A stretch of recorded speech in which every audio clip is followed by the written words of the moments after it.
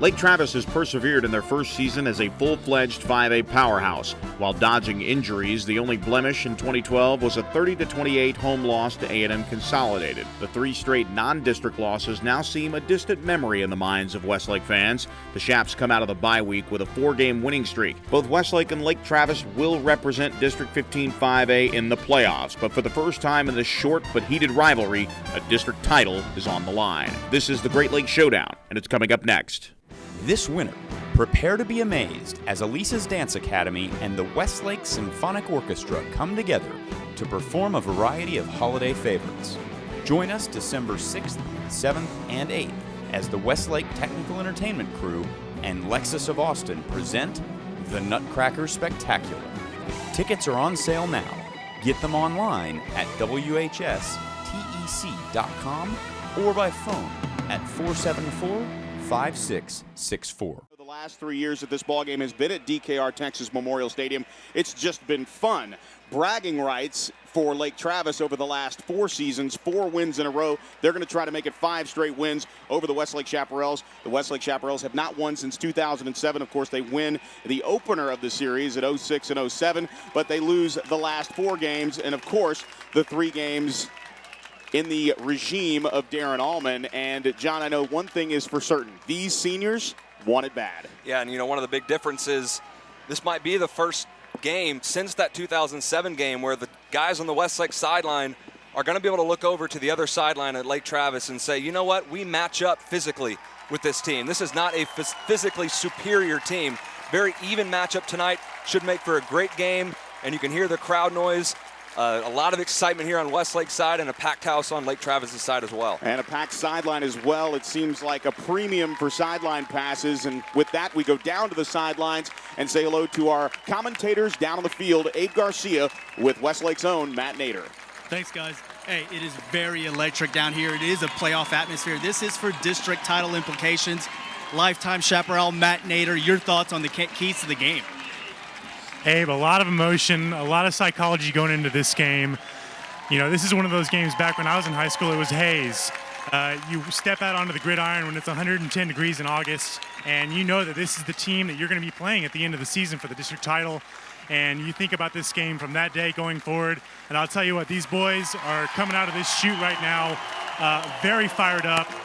For Lake Travis, they've got a lot of injuries. They're going to have some guys step up, overcome adversity. On the side of the Shaps, they've had a week off. They've had an extra week to prepare for Lake Travis. That's always an advantage, but they haven't experienced that game speed for 14 days, so that's a little bit of a disadvantage. There's always an interesting dynamic there.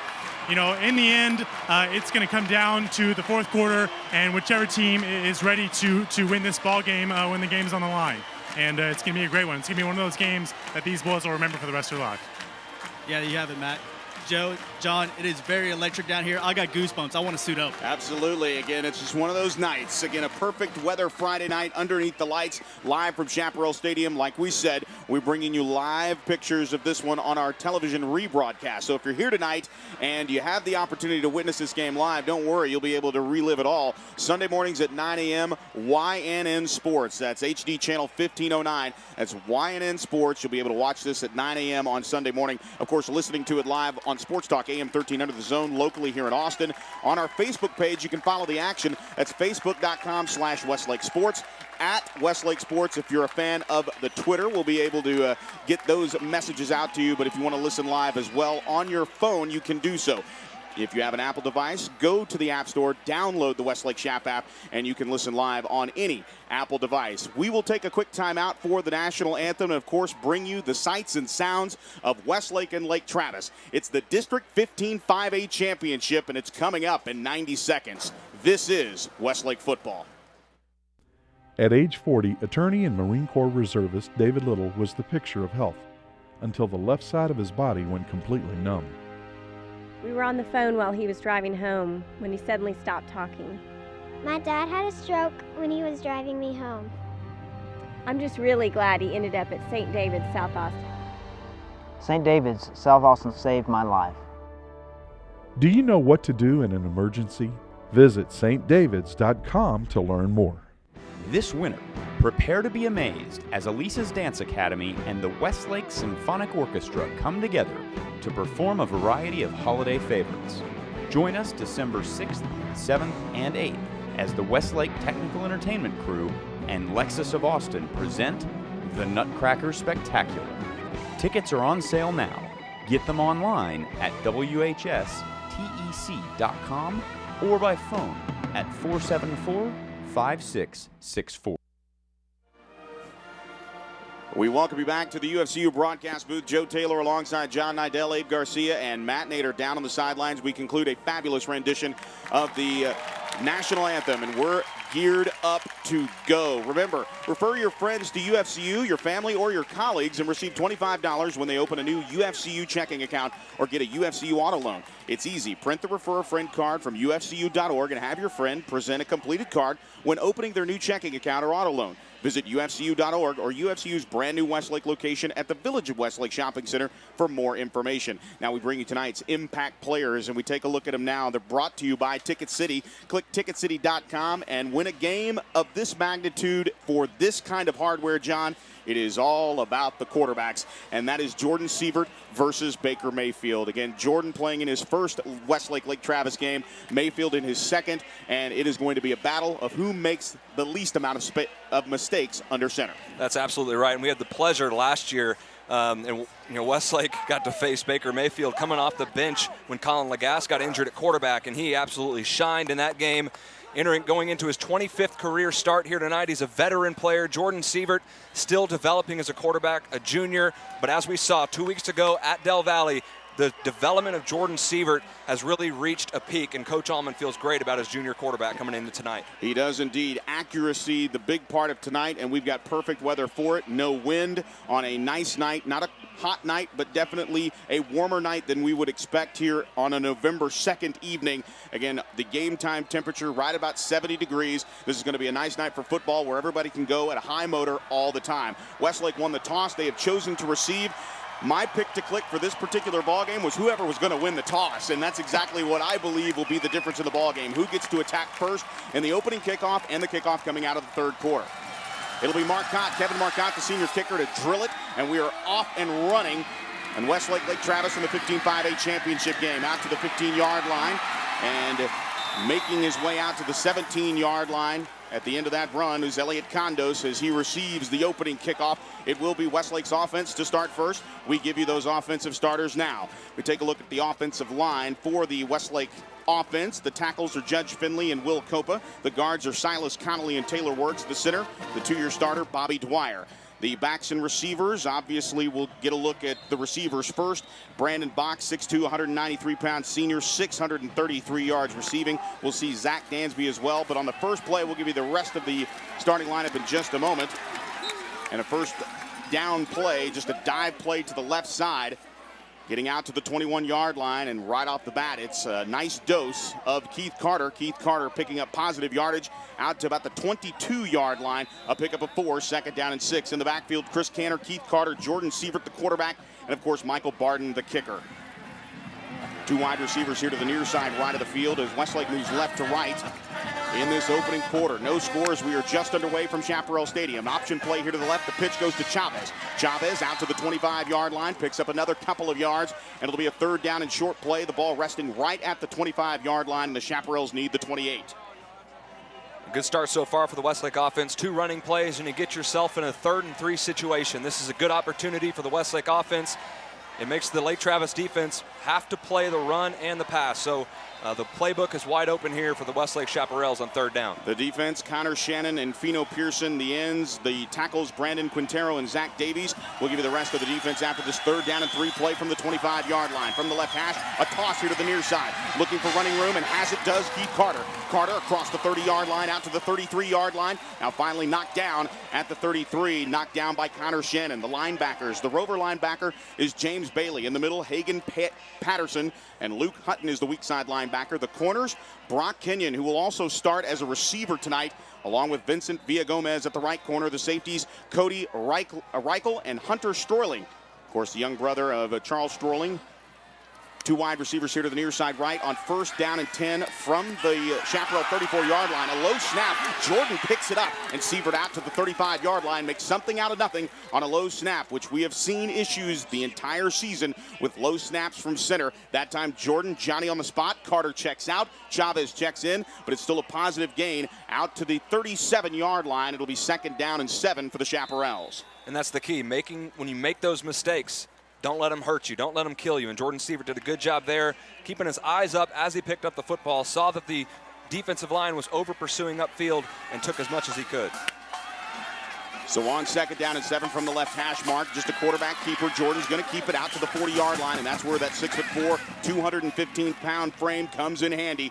When the defensive linemen get their hands on Jordan Sievert, he keeps those pads and those feet moving forward out to the 40-yard line. Now, Jacob Mansour, the defensive line, has talked about this week how tired they got last year against Lake Travis. The fact that Westlake's offense can string together some first downs and run the ball and take some time off the clock will limit the amount of snaps that the defense is on the field and really help that defense come 3rd and 4th quarter. 3rd down and 4. First 3rd down conversion was good. Now the pass to the far side is caught.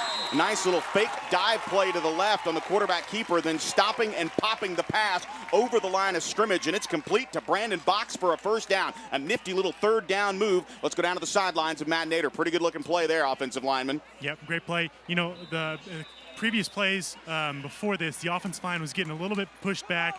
Jordan made a good call in doing the quarterback keeper, gained some yards, gave a little spin move, and then the offensive line looked like they came together on that pass play for the 1st down. 1st down handoff. This time it goes to the left side, and it's a steady diet not only of Keith Carter but also for Alex Chavez. And Chavez just putting his nose down, bouncing it outside the left hash into Lake Travis territory to the Cavalier 48-yard line. It'll be 2nd down and 6 coming up here as we are 8:37 to go in the 1st quarter. No score. Opening drive for the Westlake Chaparrals, dressed in their home red uniforms with the blue numerals trimmed in white, the silver pants and the silver helmets. Another quarterback fake, and now Jordan Sievert just trying to run forward, bounces it outside the left hash mark and down to the 47-yard line. Perhaps maybe a gain of 1 on the play. It'll be 3rd down and 5. 2 for 2 on 3rd down conversions as Zach Dansby checks into the ballgame. Yeah, good job there by free safety Hunter Stroyling coming up on the run support out of his safety spot to drop Jordan Sievert for not much gain there. Hunter Stroyling, the leader of this defense, especially with all the injuries. 2 wide receivers here to the near side right, 1 to the far side left. From the left hash on 3rd and 5. Here's Jordan looking, firing here to the near side. That pass is caught by John Rhodes. He eludes 1 tackler inside the 40, down to the 35-yard line, and he's knocked out of bounds. A nice play by James Bailey to knock him out of bounds in just a basic 3rd and 5 wheel route on the outside, and picking it up nicely is John Rhodes from his receiver position. 1st down, Westlake. I talked to Coach Allman before the game just about the timing that Jordan Sievert has developed with his wide receivers. You see it right there. Terrific athletic play by John Rhodes to read the defender, Vincent Villagomez. The fact that he was coming hard inside to make the tackle, and Rhodes turned to the outside, was able to pick up the 1st down and a lot of extra yardage as Westlake's putting together a nice opening drive here. 3 wide receivers to the far side left, 1 here to the near side right. From the right hash, they roll left. Jordan fires over the middle into traffic, and that pass is caught at the 26-yard line. Nice grab by, again, Brandon Box, the senior, hauling in his 2nd pass for a 7-yard pickup. 2nd down and 3, and the Chaps are moving. And what Jordan Sievert's doing right now is he's getting the ball out of his hand very quickly. Right there, Silas Connolly got bull rushed by Zach Davies, absolutely put Connolly on his back, and Davies was coming in hot on Sievert, but he got that throw out in a hurry for the completion. It'll be 2nd down and official 2. 2 wide receivers here to the near side right. Now whistles come in, and timeout taken by Lake Travis as Hank Carter doesn't like it. We'll take a timeout as well. 7:19 to remaining in the 1st quarter. Opening drive, no score. Live from Chaparral Stadium, this is the District 15 5A championship game. For 102 years, the Coverts have set the standard for car dealers in Central Texas. Hi, I'm Jenny Covert, and your parents, grandparents, and even some of your great-grandparents have shopped with my family. Our service, our inventory, and of course, our low Covert price are the reasons over 1 million customers come back again and again. We want to be your car dealer.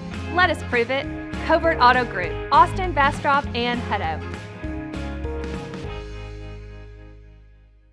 On game days, you see me running out here with close to 100 other people. It's a team effort. It takes all of us to make UT football a success. It's a lot like you and your finances. You need to surround yourself with the best people in the business. That's where University Federal Credit Union comes in. The UFCU team works hard to make sure your financial game plan is always in shape. University of Texas Athletics and University Federal. So close, we share the same name.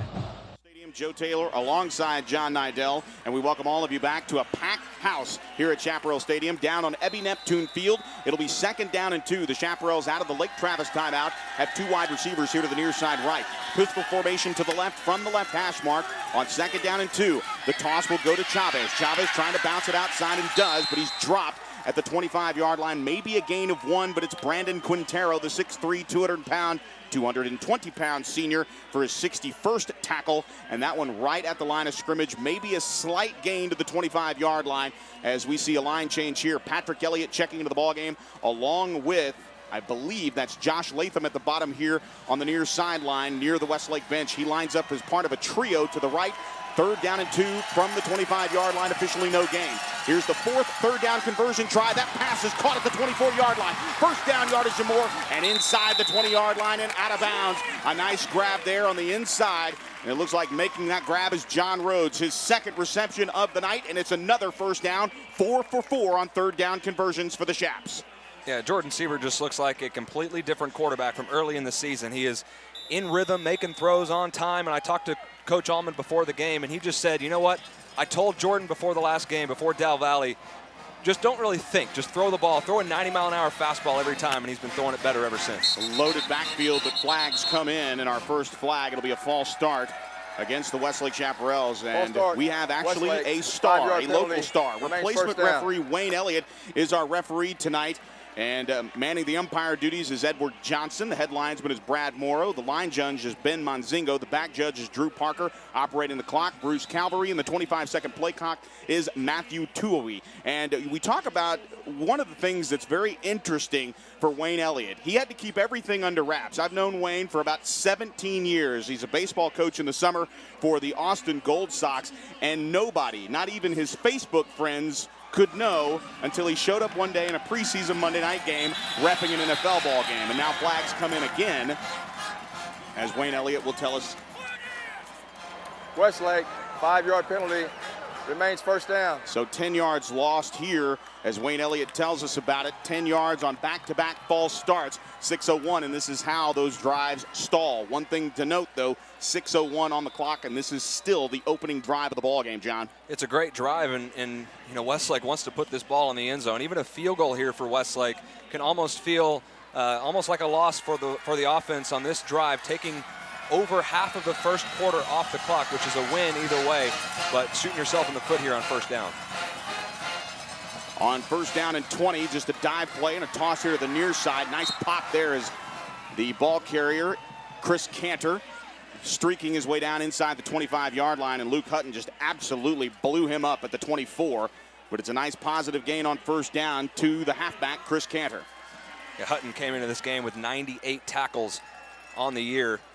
It's over 10 tackles a game, and you see the speed for the outside linebacker there, getting to the outside and making a nice play. 2nd down and 17 after the gain of 3. 3 wide receivers to the far side left, 1 here to the near side right.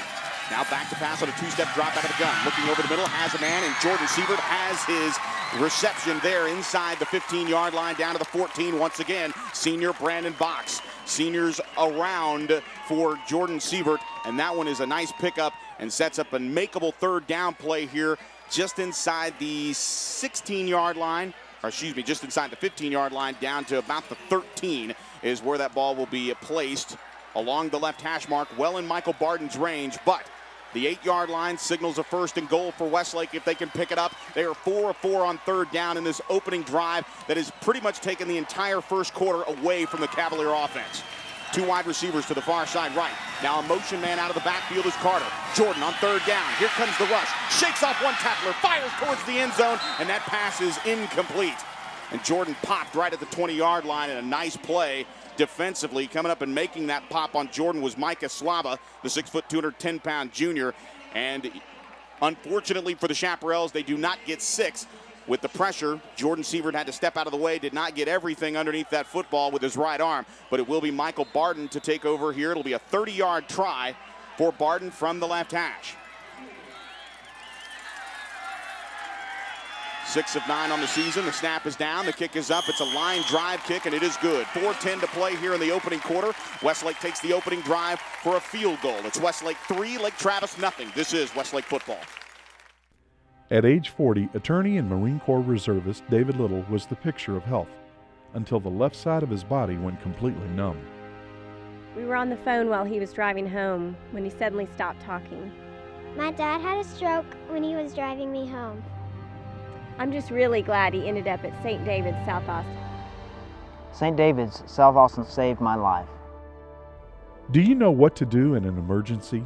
Visit stdavids.com to learn more. Beyond companionship, there are other reasons we call dog man's best friend. For years, dogs have been trained to detect all kinds of things, like bed bugs. ABC's Bedbug Dog can detect bed bugs in the smallest cracks and crevices at any stage of development with amazing accuracy, even more accurate than the most skilled pest specialists. And accurate detection means quicker, more cost-effective elimination. If you suspect a bedbug problem, call us. ABC Home and Commercial Services, specialists for your environment. We welcome you back to Chaparral Stadium. The Salon at the Domain scoring drive, a pretty long one, especially when it comes to the time. In 3-0, Westlake with the lead, a 30-yard field goal, a 16-play, 82-yard drive.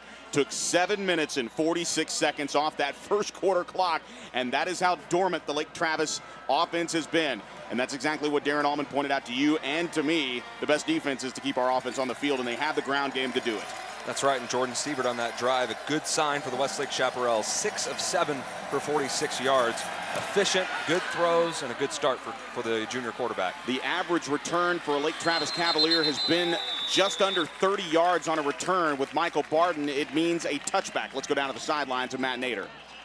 Great job by the Chaps right there, but I got to tell you, that Cavalier defense was actually playing some solid defense, especially in the secondary, and Luke Hutton looks to be like a very athletic weak side linebacker, but Jordan Siebert and those receivers are just spot on. I mean, he is throwing that ball right in the breadbasket, and they're reeling it in, even with those defenders, those 6'1", 6'2" cornerbacks on them. So great job with the Chaps, and also great job to the Cavaliers. Matt Nader down the sideline. Baker Mayfield's first throw is picked. It is actually tipped out of play, and that time coming hard out of that position was one of the twins, and Derek Cohen really wanted to come out of the gate sharp and almost had an opportunity. He plays at about 5'7". If he's about 5'10", that ball's picked off. We give you the Westlake defense here as the Chaparrals go across the line of scrimmage after this play, and the handoff will come here to the near side to Dominic.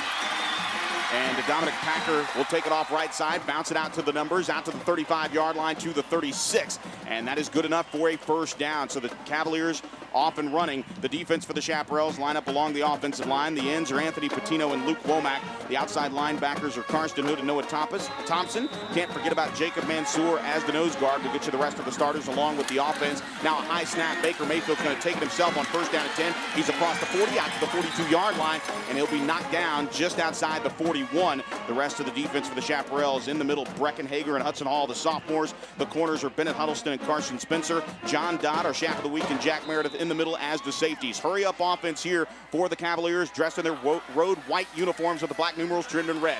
Mayfield rolling on second down and 4. Has a man, and that pass is caught inside Chaparral territory as they move the ball across midfield down to the Westlake 48-yard line, and it's another first down. Tackle made by John Dodd, and just a hurry up offense here for the Cavaliers of Lake Travis. A high snap and the ball gets over, but flags come in, and looks like the flag may actually save Lake Travis. It's going to be a false start, and what a break for the Lake Travis offense as that snap from center by Garrett Stotts went well over the head of Baker Mayfield, and the flag will actually halt their hurry up. We take a look at the offensive line. It's Elliot Delott, Tanner Volpe are the tackles, the guards, Drake Rowland and Gus Crutcher. Garrett Stotts, we mentioned, the center. The wide receivers, Grant Foster and Tyler Payne. We'll also see a little bit of Romy Kelso along with Zach Joyner. Of course, Dominic Packer is the tailback, and Packer in motion coming in from the slot receiver here to the near side left. And now wrapped up in the backfield is Baker Mayfield, the quarterback, 6'2", 210 pounds, completing 65% of his passes, 169 to 261 for 2,318 yards, 22 touchdowns, and 2 interceptions. Just 2 interceptions, as Baker Mayfield has an amazing senior season here for the Cavaliers at 8-1. Second down and 14 after the gain of 1. Rolling here to the near side. That pass is knocked down. A brilliant play by Bennett Huddleston. And Bennett Huddleston all kinds of fired up as he took that ball right out of the waiting hands of the intended receiver downfield, Zach Joyner. And he said, not on second down, maybe on third down 14. And that's where the action takes us here, just inside the right hash mark, as the hurry-up offense still very much in play for the men dressed in white uniforms tonight. On third down and 14.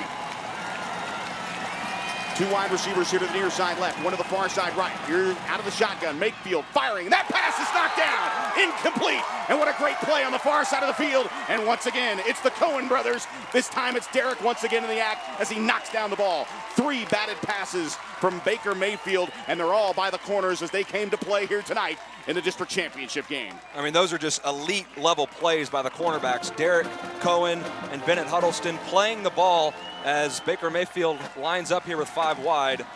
5 wide, but remember, they do a lot of quick kicking, averaging just about 34 yards a punt. When he does quick punt, it looks like he's backing up to do so. And it'll be a quick kick. It'll go over the head of the would-be receiver, Tate Shaw. He's going to watch this bounce towards the end zone. It'll go into the end zone for the touchback. So the Chaparrals turn away the Cavalier offense, and it was not the bad snap, but the false start that stalled the drive.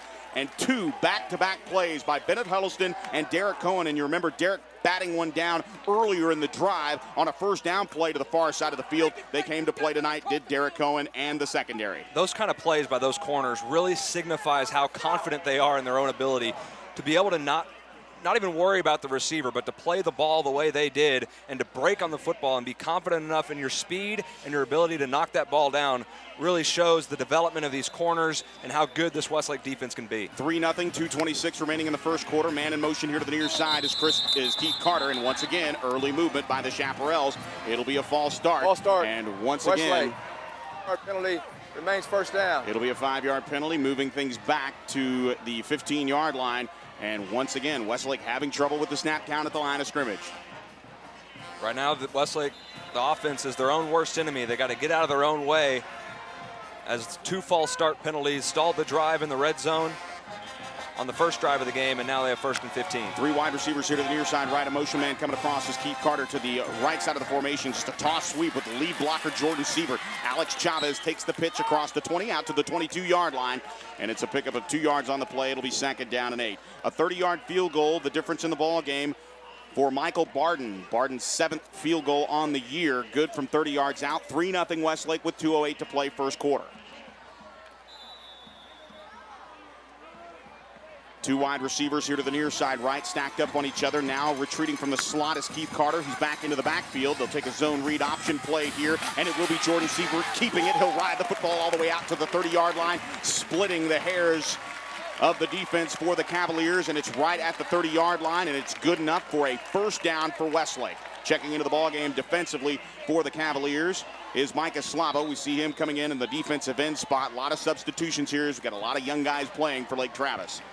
The decision-making of Jordan Siebert in the passing game and the running game has gotten so much quicker as we've gone on this season. That was a quick decision by Siebert. He saw the running crease, pulled that ball out, and took it for a 1st down. A receiver each way. Check that. 2 wide receivers here to the near side right. Once again, a zone replay. This time, Carter's going to take it across the 35 out to the 40-yard line, and just waiting for that burst of speed from Keith Carter that we saw last year when he came into the ball game, spelling Bryce Dolezal, the young man playing at Texas A&M right now. The 39-yard line is where the ball will be marked down, and it will be a gain of 8 yards on 1st down. A huge chunk there. 2nd down and 2. Open up the playbook. John Rhodes split out wide to the left with a receiver to his right. Zach Dansby, the tight end, to the right. In a pistol formation to the right side from the right hash on 2nd down and 2 inside 1 minute to play first quarter. Just a basic handoff here straight up the gut across the 40 out to the 42-yard line. And Alex Chavez picks up the first down with no problem. Hagen Patterson making the tackle but losing his helmet in the process. And when the helmet comes off, he has to retreat to the sidelines. So we'll see his backup, John Brewer, the sophomore, playing in one of his first varsity football games, has to come in as Patterson has to jog to the sideline as his helmet came off. First down and 10, inside 45 seconds to play first quarter. From the right hash mark, two wide receivers to the far side left, one here to the near side right, a back on either side of Jordan Sievert. Once again, zone read. The handoff will go to Carter. Carter across the 45, and a mountain of traffic just inside the right hash mark, and he gets it out to the 46-yard line. Pop made by Luke Hutton, and we've said his name quite a bit tonight, John. You know, if this game continues the way it's gone in the first quarter, this might be a repeat of last year, except reverse the teams. It might not be a 35-7 score, but the way this game is going, this Lake Travis defense will not be able to last in the third and the fourth quarter. This Westlake offensive line, when was the last time we've been able to say that a Westlake offensive line is much bigger than a Lake Travis offensive line and defensive line, and they're showing it right now. On second down and 6, the handoff will go to Carter. Carter just trying to work his way around the left side and loses yardage on the play as he tries to reroute himself to the 45-yard line. That'll be the final play of the first quarter. When we come back, another third down opportunity for the Chaparrals. You're listening to the District 15 5A championship game. This is Westlake football. This winter, prepare to be amazed as Elisa's Dance Academy and the Westlake Symphonic Orchestra come together to perform a variety of holiday favorites. Join us December 6th, 7th, and 8th as the Westlake Technical Entertainment Crew and Lexus of Austin present the Nutcracker Spectacular. Tickets are on sale now. Get them online at WHSTEC.com or by phone at 474-5664.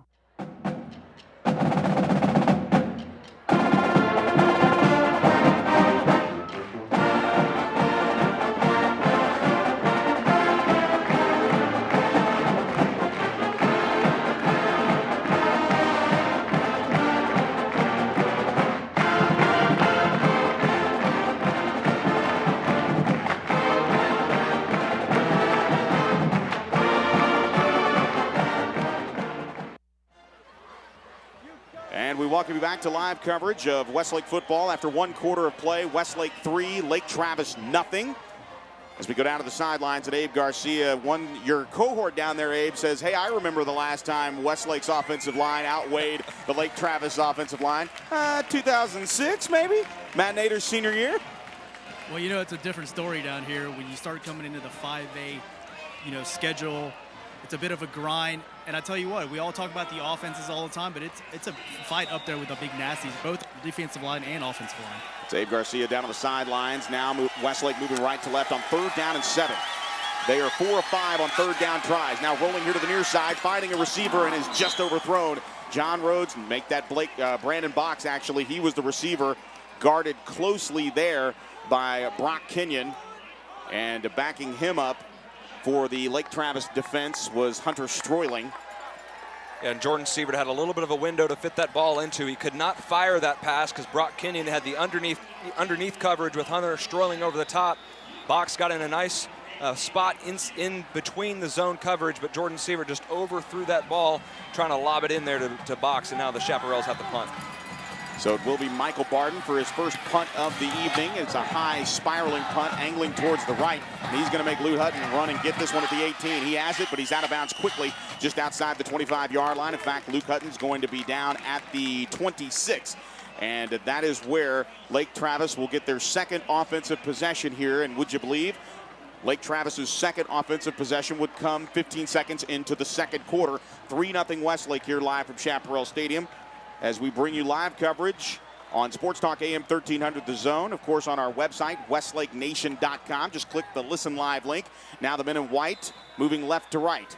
Lake Travis with their quarterback, Baker Mayfield, with two wide receivers here to the near side. High snap, Baker Mayfield just absolutely rifles this one to the far side, and it's complete. Out past the 33 to the 34-yard line, and making that grab is Tyler Payne. Payne, the junior, coming in and making that grab out of the wide receiver spot. 6'2", 180-pound junior. That's his 23rd reception, and it's good for a pickup of 8. Now a zone replay, and a handoff coming here to the near side to the 40, and now dragged down at the 41-yard line is Dominic Packer, making the hit there. Coming in is Tate Shaw, making the pop on Dominic Packer, who stepped in nicely here for Sean Nixon. Once again, an up-tempo offense. It's a pickup out to the 41-yard line. It's a 1st and 10, and once again, Mayfield, the general, under control, barking out orders a la Peyton Manning. 2 wide receivers to the far side left, 1 here to the near side right. Out of the shotgun, here comes the pressure. He rolls here to the near side, still looking, fires downfield, and that pass is incomplete, but it will be a penalty coming against Westlake. And the pass was intended here to the near side, try to get you that intended receiver. It looked like Tyler Payne yet again, and it was the bigger Payne. And it will be a penalty most likely against Westlake, and it is pass interference. Automatic first down. It's an automatic first down. It's a spot penalty.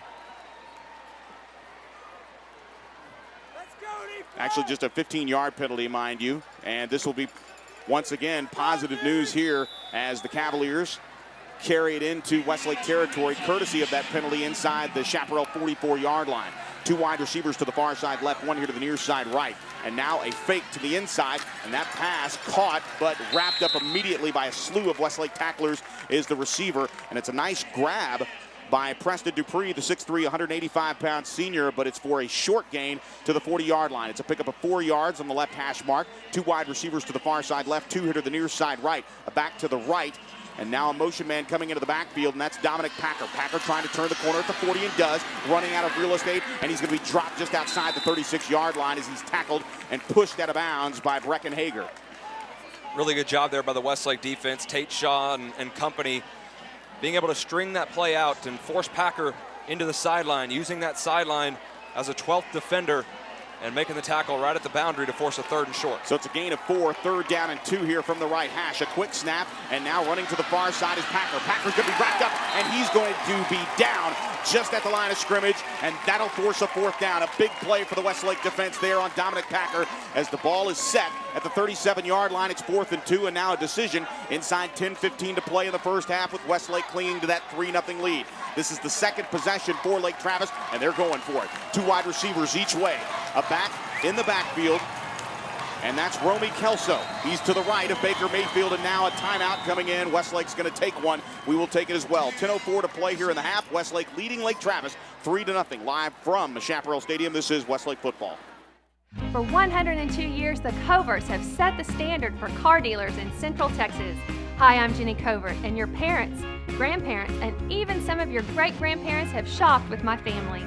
Our service, our inventory, and of course, our low Covert price are the reasons over 1 million customers come back again and again. We want to be your car dealer. Let us prove it. Covert Auto Group, Austin, Bastrop, and Hutto. The Steam Team, your #1 choice for cleaning residential and commercial carpet, tile, and wood flooring, upholstery, air ducts, and more, including 24-hour emergency water and fire damage restoration. The Steam Team is an Austin original, locally owned and operated since 1983. All employees are trained and certified by the Institute of Inspection, Cleaning, and Restoration. We guarantee our services and will do whatever it takes to please our customers. Call 451-TEAM or online at thesteamteam.com. And we welcome you back out of the first timeout taken by the Westlake Chaparral defense. Canyon Mansky, we believe that was who made the initial hit on Dominic Packer in the backfield on that 3rd down play that is forced what technically on the board was marked as a 4th down and 2. It's actually 4th and 3. The ball marked just outside the 37-yard line. 2 wide receivers to the far side left, 2 here to the near side right. Kelso to the right of Mayfield from the left hash mark. On 4th down, we'll see if a quick punt is in make. But it's a timeout now, and timeout's going to be taken by Lake Travis. We'll take it as well. We'll be back after this. This is Westlake football. On game days, you see me running out here with close to 100 other people. It's a team effort. It takes all of us to make UT football a success. It's a lot like you and your finances. You need to surround yourself with the best people in the business. That's where University Federal Credit Union comes in. The UFCU team works hard to make sure your financial game plan is always in shape. University of Texas Athletics and University Federal. So close, we share the same name.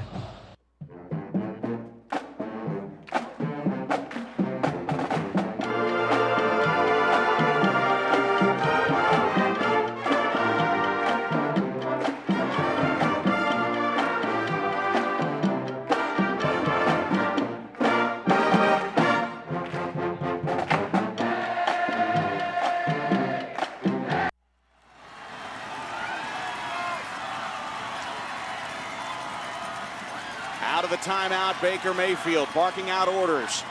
The second timeout used by the Cavaliers in this half. 2 wide receivers to the far side left, 2 here to the near side right. From the left hash mark on 4th and 3, now Kelso going in motion, pulling it down and running for a first down is Baker Mayfield inside the 35-yard line down to the 31. And a flag comes in at the very end of the play. It's going to be a personal foul face mask there on, I'm not sure who the defender was, but Baker Mayfield lost his helmet. Yep. And he's going to have to retreat to the sideline, so that means we are going to see, at least for the moment, now he's actually, because of the dead ball, has an opportunity to put his helmet back on. Westlake, 15-yard penalty, first down. So that's a huge penalty, and Wayne Elliott, a little quick draw on that microphone here, our head referee, and he signals that it is a personal foul face mask, so another 15 yards, 30 yards in penalties on this drive alone given to the Westlake defense, and that sets up shop inside the red zone. First down and 10 from the 21-yard line.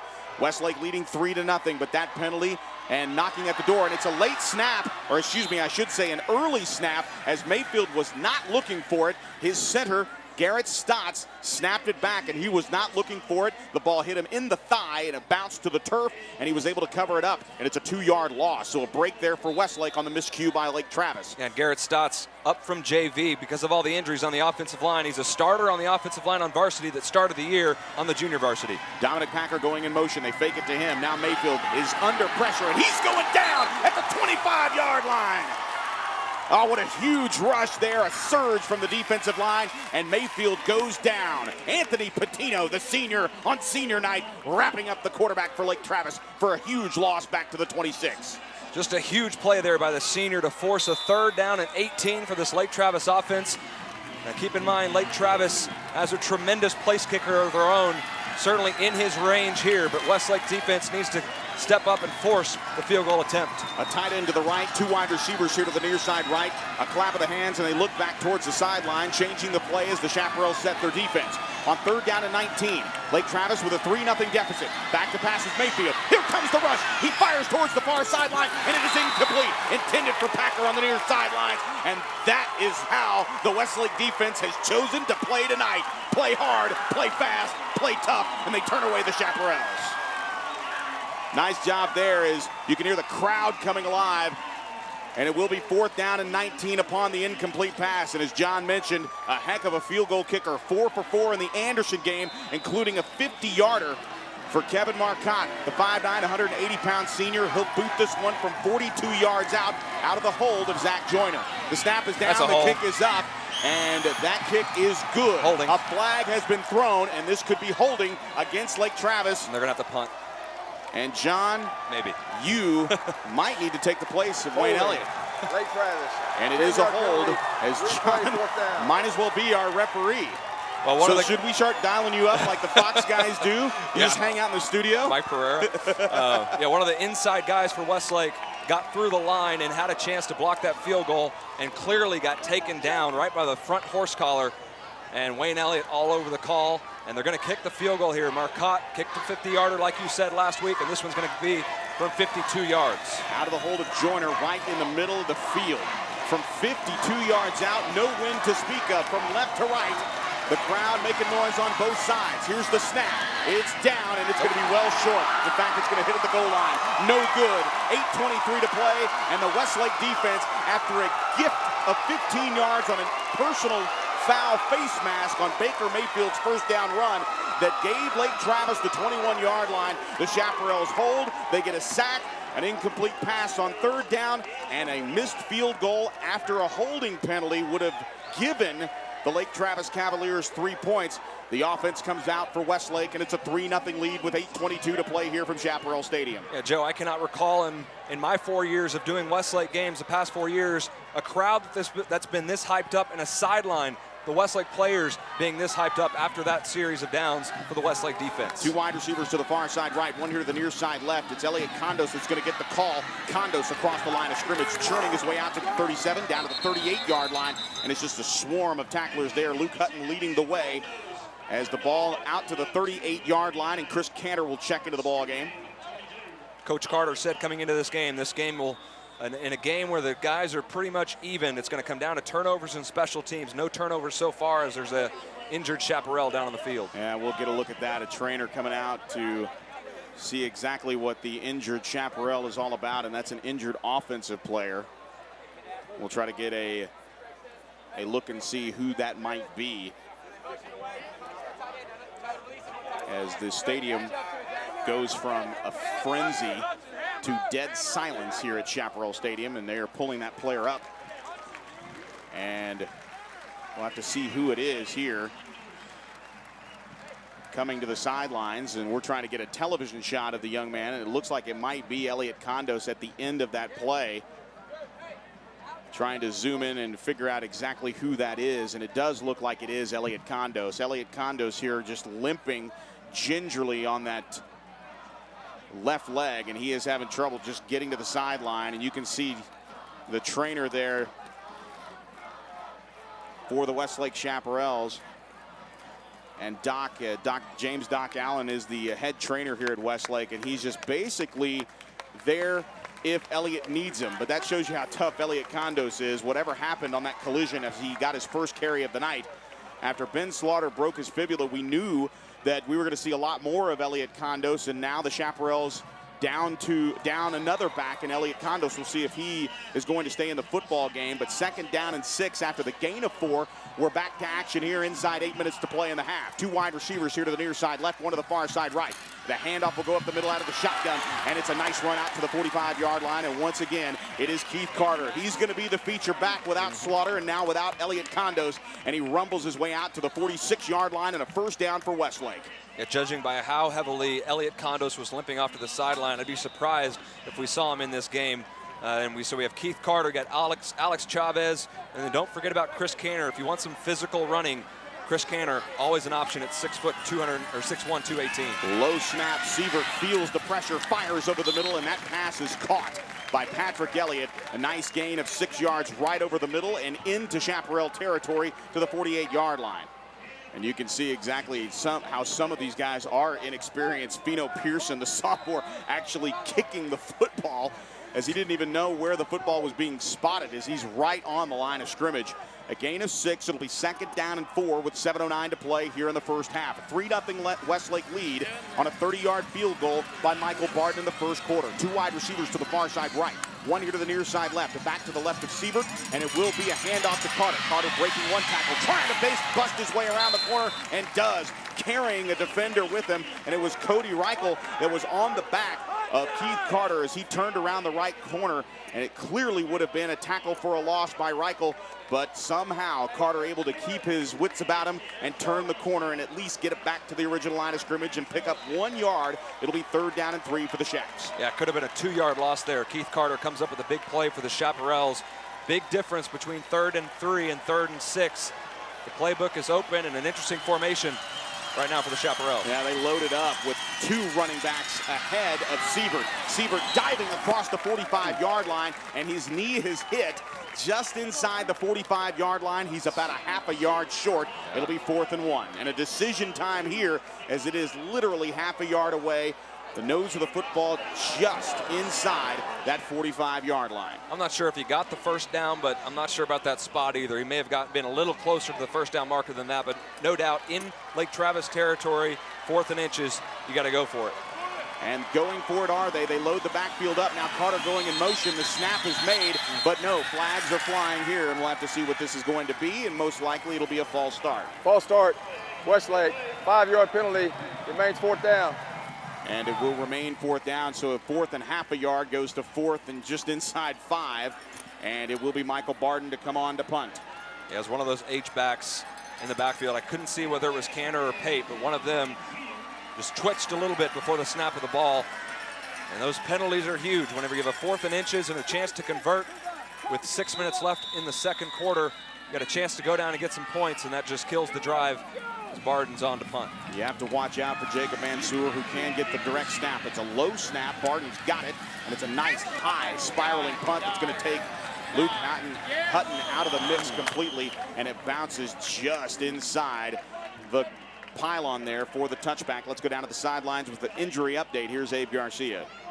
Joe, it looks like Elliot Condos has a serious knee injury. He's on the table laying down, visibly upset. They're icing him down. His return is doubtful. Hate to speculate, but they were doing that dreadful ACL test, and he does not he doesn't look good. And folks, if you need to know why Abe is qualified to make that judgment call, he's been through a few of them himself. In fact, he's on a bum ACL himself down on the sideline, so he knows all about it. 2 wide receivers to the far side left, 1 here to the near side right. First down and 10 from the 20-yard line. Mayfield once again handing it off to his back. And Dominic Packer just falling forward for a yard gain. It'll be 2nd down and 9. Urgency for the Lake Travis Cavalier offense, but now they've toned it down just a little bit here in their possession. Their 3rd one of the night here in the 2nd quarter. Yeah, and as much as Westlake's felt like they've been in control, it just takes one play in this game to be 7-3. Rolling here to the near side and firing to the near side, and that pass is caught. A nice job there in the open field to make that grab is Cameron Marsh. No, check that. It's actually the sophomore Grant Foster. He makes the grab at the 27-yard line. And a nice pickup there on a low throw by Baker Mayfield. And it's 3rd down just outside the 27-yard line. And it's 3rd and 3. 2 wide receivers to the far side left. Rolling left is Mayfield. Now rolling outside the hash mark. He's going to run for it at the 25, at the 28. And he's knocked out of bounds right at the marker at the 30-yard line. Looks to be enough for a 1st down. And that's where he is dangerous. Coach Allman mentioned it. He plays bigger than he looks on film at 6'2", 215 pounds. He can rumble, and he does for a 1st down. His team trailing 3-0 as Mayfield quickly to the shotgun set with 2 wide receivers here to the near side right, 1 to the far side left. Kelso, the man in the backfield, now back to pass. Here comes the pressure. Firing over the middle, and it's a wide open receiver. Good for a 1st down, and it is caught by Preston Dupree, the 6'3", 185-pound senior. Grabs a good one over the middle, wide open out to the 47-yard line. A nice pickup and a 1st down for the Lake Travis Cavaliers, a pickup of 17 yards to Dupree. 2 wide receivers here to the near side right, 1 to the far side left. Packer going in motion from the slot right. They hand it off to Dominic. Dominic dropped as he lunges forward at the line of scrimmage. And a nice tackle made by Canyon Mansky, the 5'10", 173-pound senior, wrapping up Packer as he crossed the line of scrimmage. Maybe a gain of 1, 2nd and 9 from the 48-yard line. This Westlake secondary right now, really the whole defense, but this secondary in particular is playing outstanding football in pass defense and then also on the outside in run defense, playing great. And Canyon Mansky's come up with a couple of big stops in the last couple drives. 2 wide receivers to the short side of the field. That's the left side in front of the Lake Travis bench. 2 wide receivers here to the near side right. 2nd down and 9. Now back to pass, pumping once, firing towards the far sideline. Baker Mayfield drops it in, and it's a catch. A nice grab there by Foster, but a flag is down. Illegal touching. And it looks like it might be illegal touching, like you said, John. That's exactly right. His hat's off. His hat is, yes, you're right about that. And we'll see what this is all about as Wayne Elliott. Can I call him former NFL referee? Yeah, absolutely. I can, absolutely. Why not? It's a 30-yard pickup right now, but it looks to be illegal touching. And when the hat comes off, kids, that means the intended receiver that caught the ball. Touching. Lake Travis receiver went out of bounds on his own. 5-yard penalty. Replay, 1st down. Erases a 30-yard pickup, and it nets another 5. So this backs things up. Tell you 35 yards, and it's a pretty good-looking pass from Baker Mayfield despite the penalty. Number 29, Foster, he's going to be a guy that Westlake's going to get sick of after a couple years. Just a sophomore at 5'10", 160. But he made a heck of a catch down here on the near sideline earlier this drive, and then that catch right there, laying out down the field. Just a beautiful grab. He's going to be a dangerous weapon for this Cavalier offense for years to come. Zach Joyner split out here to the near side. A slot receiver inside to the right, 1 receiver to the far side left. In a pistol formation is Mayfield. They send Packer in motion to the flat, and now Mayfield is caught in the backfield. He'll be dropped right at the line of scrimmage. No sack on the play, but no gain for Mayfield. And once again, the pressure there, and it comes right up front for the Westlake defense, and it's Hudson Hall just hitting that A-gap with authority. Another big 3rd and long. Westlake's done an awesome job tonight of forcing 3rd and long situations. And that's tough, especially when you have these corners and these safeties for Westlake that can stick with these receivers. Baker Mayfield's had a tough time, and this Westlake defensive line's been able to get after him in these 3rd and long situations. 3rd and 14 from the Cavalier 43. Back to pass. Here comes the pressure, and he's dragged down from behind. That time a true sack, and getting in and making the hit is the man in the hood. Karsten Hood brings him down for the sack. His 2nd and a half sack of the season, and that time it is all Karsten Hood as Baker Mayfield goes down. 4th down, Cavaliers. Just a terrific speed rush there. That's simply what it was, a speed rush around the tackle by Karsten Hood. bringing down Baker Mayfield. It looked like Mayfield might be able to escape the pocket for a second, and Karsten Hood, with that speed, able to grab Mayfield around the ankles. He was trying to get back to the line of scrimmage. A quick punt here, and it's going to be a nice one. Fielded and dropped at the 20-yard line, and wisely going to a knee is Tate Shaw, as he thought about maybe reversing his field, making the overhead grab on the back shoulder, and then rerouting himself like a center fielder misjudging a fly ball. And he elects, when the ball leaves his hands, to just fall on it. And he knew he was right around the 20-yard line, and he fell down. 2:13 to play. Shaps in the 2-minute drill, which we saw run to perfection at the end of the half at Del Valle. That's right, and that's all on Jordan Sievert and these receivers. You know, Coach Allman, as much as they've tried to coach up Jordan Sievert this season, the receivers as well. On 1st and 10 from the 20, they swing it out and eluding one tackler and making his way to the 40, to the 45, out to the 50-yard line. As making his way out is Chris Canner on senior night. Just a huge pass to the flat, and Canner shoved off one would-be tackler, and it's off to the races. And just like that, when everybody on defense was expecting a quick pass route, they weren't expecting Chris Canner to get it out of the flat. Perfect timing, perfect throw, and as Chris Canner eluded the would-be tackler there on the near side, a nice job there just eluding James Bailey, and it's a huge pick to the Cavalier 47-yard line. Another sideline pass, and what a move by Brandon Box. They're going to say that Box is down, but then they're going to give him the positive yardage. I thought maybe they would get him down where the his elbow may have hit, but we'll see. Now they're going to mark him down at the 37-yard line, so they're going to disregard his elbow hitting the turf. We get a look at it here on the replay, John. Yeah, I thought live that maybe the elbow hit, but we hopefully will get a look at it here. Nice move nonetheless, as Brandon Box stumbles there, and the back of the hand and the wrist hit there. Now the wrist counts as down, the back of the hand I don't think does, but it's an option play to the far side right. The pitch goes to Carter. Carter across the 35-yard line, and he's rumbled down inside the 33. Actually, that's Alex Chavez, excuse me, on the toss. And we've seen more of the handoff to Keith Carter, and when they go to that option offense where they do the belly option to the right, it's been almost exclusively Alex Chavez, and that time just a good open field tackle defensively there for the Lake Travis Cavaliers and Connor Shannon. Two wide receivers here to the near side left after the gain of 4. It'll be 2nd down and 6 from the Lake Travis 33-yard line. Shotgun set, looking to the near side. It's Chris Canner wide open to the 25. Eludes one tackler to the 20, and he's down at the 19-yard line. What a huge pickup and a first down there as Brock Kenyon pulls down the senior halfback, the second of 2 huge grabs for the senior in this drive. Chris Canner doing his best Trey Millard impersonation for Oklahoma, the fullback out of the backfield, making nice receptions. And we saw earlier in the drive, he broke the arm tackle and broke a long gain, and Chris Canner is going to increase his touches and increase his touches as a big weapon in this offense. Wow, and a huge break there for Lake Travis as Jordan Sievert got ahead of himself and he fumbled the snap. It hit him right between the palms and he dropped the ball. Timeout, Westlake will take it as well. 58 seconds to play in the half. It's 3-0 Chaparrals. This is Westlake football. So hard all year to be in, and so we haven't tried to downplay it as a big game. We've grabbed a hold of that and tried to have fun with it, because the kids, these are the best weeks really for practice and everything else. Coaches don't have to spend a lot of time trying to figure out how to motivate or get them mentally right, because we know it's a game that our kids desperately want, and they're smart enough to understand that the district championship's on the line. So it's a fun week. This winter, prepare to be amazed as Elisa's Dance Academy and the Westlake Symphonic Orchestra come together to perform a variety of holiday favorites. Join us December 6th, 7th, and 8th as the Westlake Technical Entertainment Crew and Lexus of Austin present the Nutcracker Spectacular. Tickets are on sale now.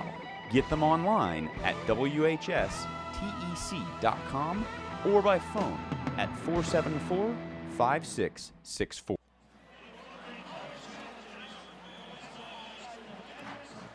And we welcome you back to Chaparral Stadium. Out of the timeout for Westlake, their second of the half. They have 58 seconds to go in the second quarter, and they have that 3-0 lead.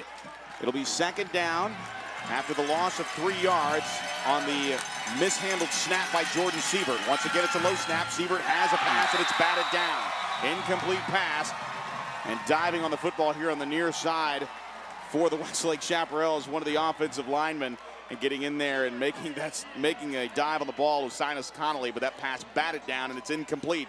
3rd and 13, well within Barden's range, but you like to get 6 here. Yeah, good play there by Hunter Stroyling, the free safety. Plays a lot of times up near the line of scrimmage, and he was right there, read Jordan Sievert's eyes, and timed his leap to knock the ball down. 3rd down and 13, 2 wide receivers to the far side right, out of the gun, pumps once, going to the end zone, doesn't have a man. It looks like a little miscommunication there between Brandon Box and Jordan Sievert. He thought it was a go route to the corner of the end zone, trying to find his senior, but it's incomplete, and Barden will come on for his 2nd field goal try. His first one here in the 2nd quarter. Back in the 1st quarter on the opening drive that took 7 minutes and 44 seconds to eclipse. A 30-yard field goal got the Chaparrals on the board for the game's only score. Now lining it up inside the 29-yard line. This will be a 39-yard field goal from the left hash. Good snap, good hold. The kick is up, and the kick is good. It drops in just barely over the crossbar. And Michael Barden has kicked some pretty big kicks. But that one, he'd like to have back. A change-up, if you will, little circle change, and that one just limps over the bar, and it's good. 6-0 with 43 seconds to go in the half. Westlake holds the lead and gets points inside 2 minutes and a half. Yeah, Barden there, he needed to kick that ball high. Lake Travis does a great job of getting into the backfield on field goal block opportunities. They had a block last week against Del Valle, had one the week before against Anderson. They've been very close on both field goal attempts tonight. So a good kick there by Barden. I'm sure it wasn't the most well-struck kick that Barden's ever hit, but 3 points is 3 points, and Westlake, if they can hold here on defense with 43 seconds to go, is going to go into this locker room with quite the standing ovation from this home crowd and a 6-0 lead, and Coach Allman will be very happy. And you're talking about a team that already has put up 3,722 total yards, averaging just under 8 yards a play, and 35.5 points a game to be shut out in the first half. Of course, we don't want to speak too soon. Let's go down to the sidelines, and Abe Garcia, pretty good looking start, Abe. I have to admit, a 6-0 ball game is not what I expected. I expected Lake Travis actually to score some points. Like I said, the big nasties up front. Westlake's front seven has been playing lights out really fast. Mansour, Hood, Patino doing a great job. 6-0 Chaparrals. That's Abe Garcia down on the sidelines. 1 point I'll make after this particular kick, John, that I think you'll actually get a kick out of when it comes to the conditioning. And Michael Barden on to kick it from right to left. Back deep to receive Dominic Packer and Zach Joyner. Packer's going to let this one hit out of bounds, so a penalty on Michael Barden as he tried to angle it to the right side, hoping Packer would have the opportunity to catch it.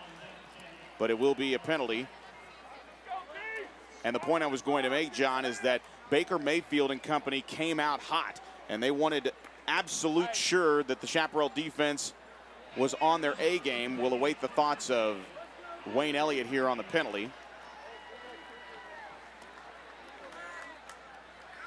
As we get a good look at the former NFL referee. And he's actually not going to tell us what the penalty is. We all know what it is. It's just a spot at the 30-yard line on the penalty. High snap. Baker Mayfield rolling. Now stopping. Here comes the rush. Baker eludes 2 tacklers. Fires here to the near sideline. That pass is caught by Joyner at the 32-yard line, but drilled immediately by Tate Shaw. Check that. It's actually Derek Cohen that makes the hit. Tate Shaw in pursuit right behind him out of the safety position.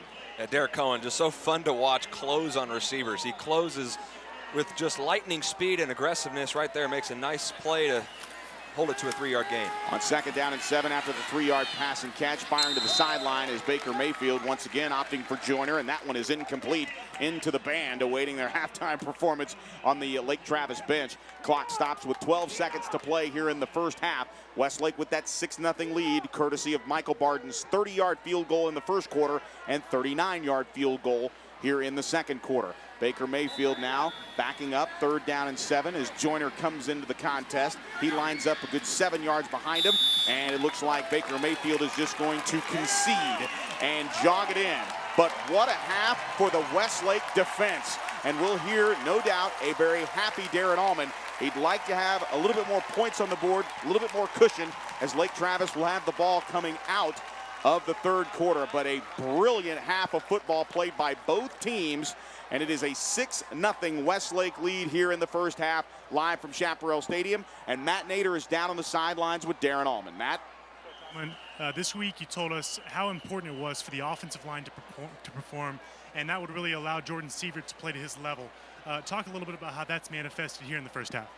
I think they're playing good right now. You know, we've made some mistakes early with some penalties, but I think for the most part we're getting pretty good protection, and we're running the football, which has limited their possessions here in the first half. It's been a big difference against these guys. So we got to keep running the ball. We got to give him time. I think Jordan's playing well, and it's when he does, it's those guys up front that are allowing him. Speaking of the big guys, the defensive front seven shutting out Lake Travis. Talk a little bit about the defense. What are your thoughts? Yeah, they got to just hang on. You know, our offense right now is limiting their plays, and so I think as long as we can limit their plays, they're doing a good job of getting off the field. We're doing a good job on the outside with our corners and coverage, playing soft but breaking hard on the ball. So got to continue. It's a long way to go against these guys, as y'all know. All right, Coach. Best of luck. Okay, thanks. That's Matt Nader down on the sidelines with Darren Allman. We welcome you back into the UFCU broadcast booth. Joe Taylor alongside John Nidell. Of course, that was Matt Nader down on the sidelines. Just an epic half of football, John. And when you think about it, the best defense tonight for the Westlake Chaparrals has been that offense. Absolutely. A 7-minute, 46-second drive to open the game ended in 3 points. And it's that running game, like Coach Allman mentioned, being able to grind that ball on the ground. And we haven't seen a lot of tackles for loss for the Lake Travis defense. The Westlake defense, however, in the backfield of Lake Travis, getting to Baker Mayfield, and they're just playing an outstanding game on the front seven and then also the secondary playing tremendous football. Two things, time of possession and the offensive line. That's the difference in the ball game. A 30-yard field goal in the first quarter for Michael Barden, a 39-yard field goal that just inched over the crossbar. It's 6-0 Westlake leading Lake Travis for the District 15 5A championship game. We leave you with first half highlights here on the television side. On the radio side, let's come back for the Chap of the Week, and you're listening to live coverage of Westlake football. And this is Westlake football.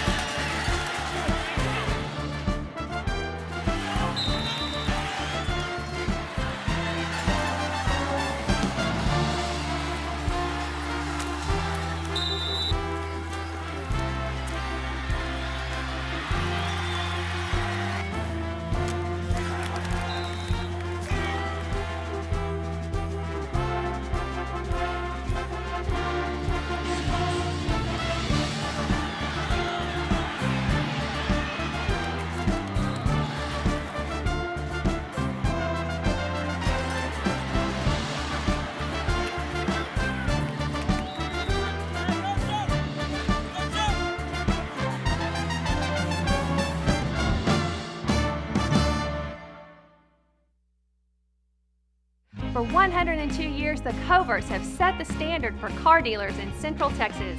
Hi, I'm Jenny Covert, and your parents, grandparents, and even some of your great-grandparents have shopped with my family. Our service, our inventory, and of course, our low Covert price are the reasons over 1 million customers come back again and again. We want to be your car dealer. Let us prove it. Covert Auto Group, Austin, Bastrop, and Hutto. On game days, you see me running out here with close to 100 other people. It's a team effort. It takes all of us to make UT football a success. It's a lot like you and your finances. You need to surround yourself with the best people in the business. That's where University Federal Credit Union comes in. The UFCU team works hard to make sure your financial game plan is always in shape. University of Texas Athletics and University Federal. So close, we share the same name. At age 40, attorney and Marine Corps reservist David Little was the picture of health until the left side of his body went completely numb. We were on the phone while he was driving home when he suddenly stopped talking. My dad had a stroke when he was driving me home. I'm just really glad he ended up at St. David's, South Austin. St. David's, South Austin saved my life. Do you know what to do in an emergency? Visit stdavids.com to learn more. Beyond companionship, there are other reasons we call dog man's best friend. For years, dogs have been trained to detect all kinds of things, like bed bugs. ABC's bedbug dog can detect bed bugs in the smallest cracks and crevices at any stage of development with amazing accuracy, even more accurate than the most skilled pest specialist. And accurate detection means quicker, more cost-effective elimination. If you suspect a bedbug problem, call us. ABC Home and Commercial Services, specialists for your environment.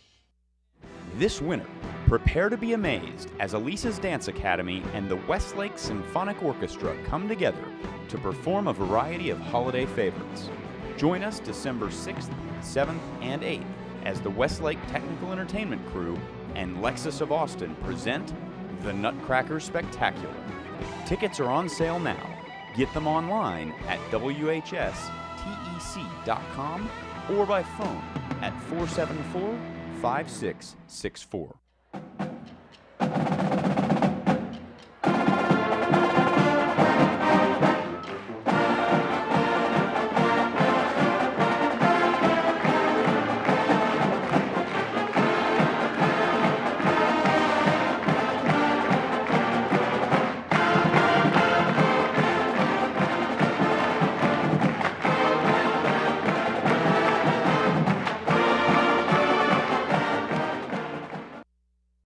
And we welcome you back. And if you're watching the television broadcast, a pretty interesting shot. This is shot with a high-definition GoPro camera. Take a look. This is what 11,000 people looks like when they're watching a football game here. A sellout crowd for Westlake and Lake Travis as we welcome you back to the second half of action. Joe Taylor and John Nidell live in the UFCU broadcast booth. Abe Garcia and Matt Nader down on the sidelines as we take a look at the first half stats. Again, pretty impressive. We'll get it after the opening kickoff here as Westlake total yards 163 to just 57, 56 of those on the ground, 107 through the air to just 30 passing yards.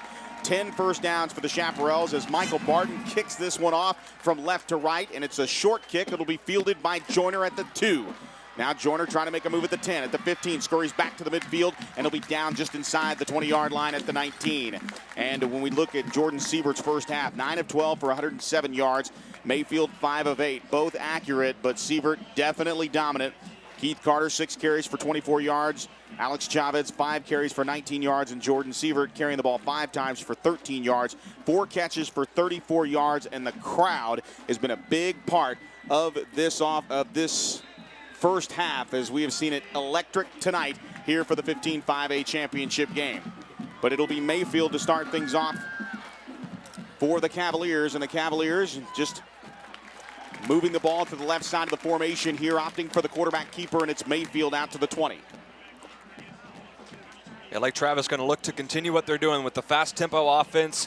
And, you know, do they just lack that dynamic playmaker that we've seen so often from Lake Travis? And it's Zach Austin, the wide receiver, leading wide receiver last year, injured, and Sean Nixon, the terrific running back, injured as well.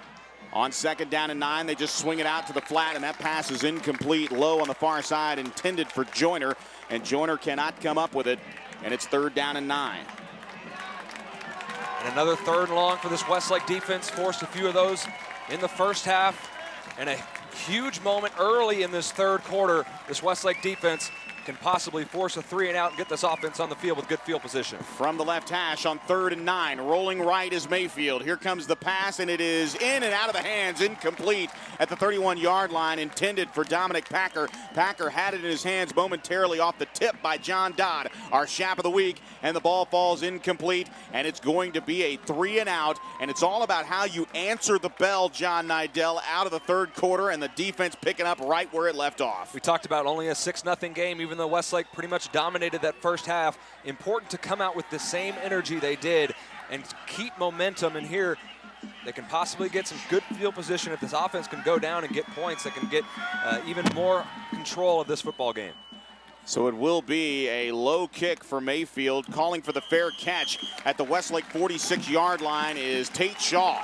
And it will be a short porch for the Westlake Chaparrals as we go down to the sidelines. Matt Nader, 3-and-out. Good defensive stand there for the Chaps. Yeah, one thing I want you guys to take next time is that this Cavalier offensive line, which really actually is averaging about 220 pounds across the board, stance.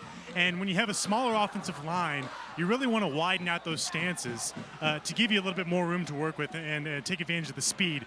And so I think that's one of the reasons why the defensive line is really dominating the line of scrimmage. And the handoff on 1st down and 10 from the 47-yard line. And just like that, Keith Carter with just a straight run up the gut inside Cavalier territory down to the Lake Travis 48-yard line. A pickup of 5 yards on the play for Keith Carter. And the Chaps pick up offensively, just running and grinding old school football here out of the gate for the Chaparrals in their first possession as they have a 6-0 lead here in the third quarter. A back on either side of Jordan Sievert. 2 wide receivers to the far side left, 1 here to the near side right.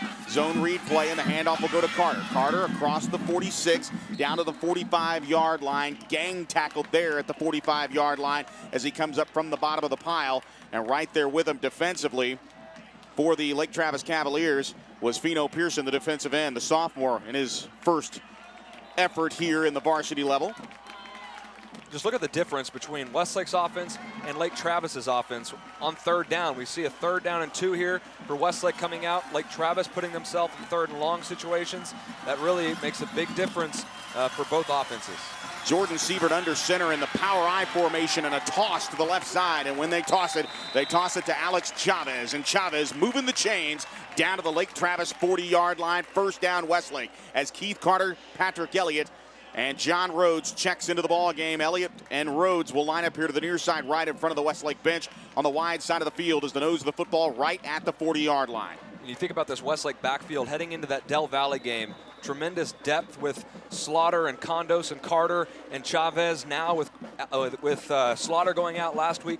Condos going out in the first half of this game. It's down to Carter and Chavez. Now back on either side, and Jordan Sievert's going to run with it. He runs over one would-be tackler. That's Pearson as he drives his way down to the 38-yard line. A pickup of about 1.5 yards on the play. Looks like they're going to give him the 39-yard line, so officially a gain of 1, 2nd down and 9. I expect to see Sievert to throw his first pass here of the second half. We saw him with tremendous rhythm and throwing the ball with tremendous confidence. 9 of 12 passing in the first half. We'll see if they air it out here. 2nd down and 9, 2 wide receivers here to the near side right. They go for the handoff instead of the pass on 2nd down and 9. And now most certainly here on 3rd down we will see a pass, but a nice just run up the gut to set up the 3rd down play here. Nose of the football just inside the 37-yard line.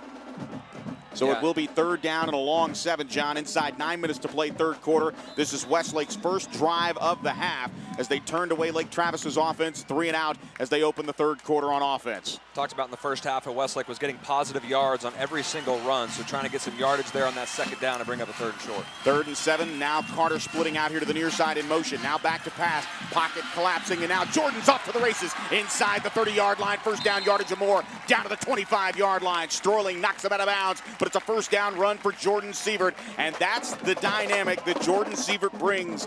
John, he really has the opportunity when things break down. He has that big frame and can really rumble down the field, and he picks up a huge 1st down here for Westlake. A terrific read there by Jordan Sievert. Some of the Lake Travis defenders were just playing a little too deep in pass coverage, and there was a wide open lane to the outside, and Zach Davies, one of the defensive tackles for Lake Travis, just a little late in pursuit, trying to jog to the outside, and Jordan Sievert able to pick up that 1st down. It's an 11-yard pickup, and Sievert in the pistol with a back behind him. He's technically in the shotgun, and now the motion man is Carter here to the near side. It's a belly option here to the right, and now Sievert's off to the races as he bounces his way down inside the 25-yard line, down to the 22. A quick hello to Dr. Paul Tucker, father of Baltimore Raven, lifetime Longhorn, and lifetime Chaparral Justin Tucker. Bye week for the Baltimore Ravens. Justin Tucker back in action with his Baltimore Ravens. Yeah, can't have a much better rookie season not than yet. what Justin Don't Tucker's jinx it. having. No jinxing, but terrific job so far by the kicker out of Westlake. 2nd down and 6 after the 4-yard gain by Jordan Sievert on the quarterback keeper. A back on either side. They opt for the zone read. This time it's an inside handoff. And diving forward is Keith Carter for a short gain, perhaps maybe a gain of about 1 yard. And it'll be 3rd down and a long 5 here at the nose of the football, just inside. Looks like from our vantage point here, it is just inside the 23-yard line, almost to the 22. It'll be 3rd down and officially a short 6 with 7 minutes to play 3rd quarter. Westlake's first drive of the half. Huge 3rd down play with 2 wide receivers to the far side left. Here's the pass over the middle, and that pass is incomplete, but that's going to be a penalty flag as the defender on the play looked like the weak side linebacker Luke Hutton hit the intended receiver before the ball got there. This is a no-brainer, first down Westlake off the penalty. We'll wait for the official signal from Wayne Elliott. Pass interference, Lake Travis, spot foul, first down. So it'll be right at the spot, which is in the red zone. If the ball had been caught, it would have been caught right at the 16-yard line. So that's where the Chaparrals will get a break, as Chris Cantor, Alex Chavez, along with Russell Pape in the ball game. So a big run-heavy personnel fleet here for the Chaparrals, as Zach Dansby's also in the ball game, as Westlake converts on third down. Courtesy of the penalty, a wide receiver to the far side of the field, 2 tight ends in this formation, and a power eye look. The toss here to the near side. Cutting it up the field is Alex Chavez inside the 15-yard line down to the 13.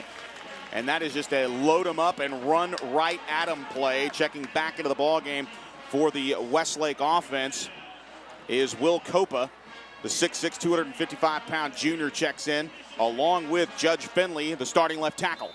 The fact that Westlake is running the ball so much and running so many tosses, but not getting tackled for loss at all, that's a really negative sign for this Lake Travis defense. Here comes the blitz. Jordan has to get rid of the football, and Stroyling comes right up on him on the backside. Just a brilliant job by Stroyling as he came streaking in, and Stroyling makes the tackle at the 20-yard line. A huge loss of 7 yards, make it 6, back to the 19-yard line officially, and it's another third down here for Westlake, 3rd and long, and a huge blitz by Stroyling. Just a great play defensively there for Lake Travis.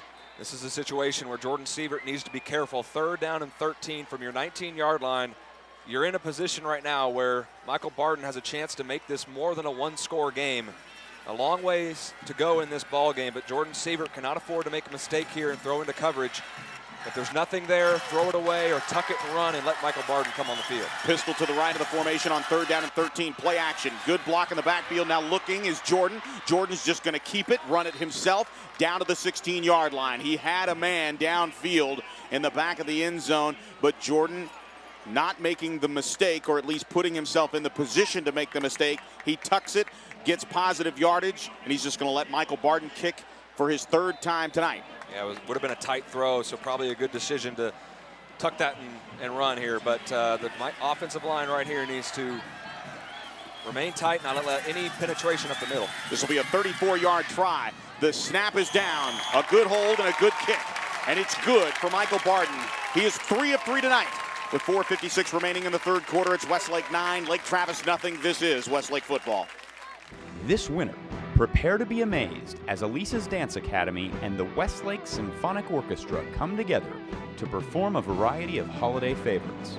Join us December 6th, 7th, and 8th as the Westlake Technical Entertainment Crew and Lexus of Austin present the Nutcracker Spectacular. Tickets are on sale now. Get them online at WHSTEC.com or by phone at 474-5664.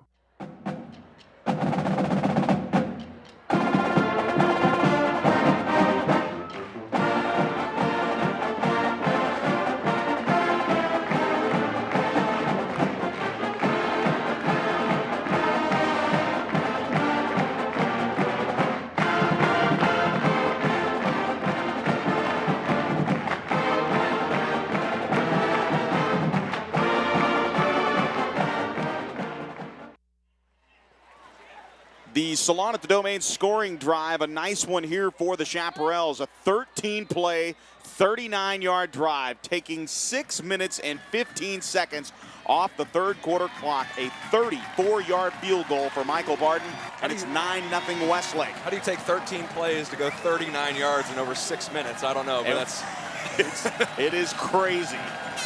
Michael Barton kicking it from left to right here in the 3rd quarter, and he's going to back up the would-be receiver for the Lake Travis Cavaliers, Zach Joyner. He'll take a knee for the touchback. Let's go down to the sidelines and Matt Nader. Matt? Yeah, this is just one of those games, Joe, that shows you is as well as special teams. It's 9-0, 3 field goals. This is possibly what's going to win the game is execution on special teams and turnovers at this point. And one thing I want to point out on the bootleg passes, I think Jordan Siebert needs to get a little bit more depth so he can see better, because Brandon Box was really wide open on that play. And then the right tackle do a better job of getting perpendicular to the line to extend the pocket. The first play for Lake Travis goes to the right side. That pass caught by Dupree. And Dupree out to the 25-yard line, out to the 26. So it'll be a gain of about 3 yards on the play, 2nd down and 7. As Baker Mayfield once again putting his Cavalier offense in motion quickly. And it's a pass to the flat, complete to Dominic. And Dominic Packer, a short gain out to the 29-yard line. So it's a pickup of 2 yards, and a flag has been thrown. And we'll wait for our head referee here for the official signal, but it does look like a holding. At least it was thrown in the area where a hold is. And Luke Womack, and his big cast on his left hand, comes back into the ball game. So the ball was caught behind the line of scrimmage, a legal man downfield, but they quickly waved that one off, realizing that Packer caught that one in the backfield behind the line of scrimmage. So it is a 2-yard gain. Another big 3rd down play here just inside the 30-yard line. It's 3rd and 5 for Baker Mayfield. They've only run 5 offensive plays here in the second half with 4:21 to play, 3rd quarter. 2 wide receivers to the far side right, 1 here to the near side left. Now it's a straight quarterback keeper, and the pocket collapses at the 30-yard line. Mayfield goes down. A huge defensive stop, and Jacob Mansour, Breckenhager at the bottom of that pile. A huge stop, and it's 4th down, Lake Travis. What a big stop there by the Westlake defense. You see the defenders on the field fired up. I couldn't see which defensive back. I don't know if it was Canyon Mansky, came on a blitz and took on one of the lead blockers on that play, which allowed one of the linebackers, it was Mansky, which allowed Hudson Hall the freedom to be able to meet Baker Mayfield at the line of scrimmage and stop him. Another 3 and out for this Westlake defense, 2nd one in as many possessions in this 3rd quarter. Just playing absolutely fantastic football is this Westlake defense, and they're going to get the ball back here late in the 3rd quarter, up 9-0. And here's the punt. It'll be Fife, Hunter Fife, making his first punt of the ball game. And now Tate Shaw still on his feet as he fields it at the 35-yard line. He jets forward to the numbers at the 40. Luke Womack with his big marshmallow-looking cast on his left hand, all kinds of fired up as he laid a hit to Spring Shaw for the short return out to the 42-yard line.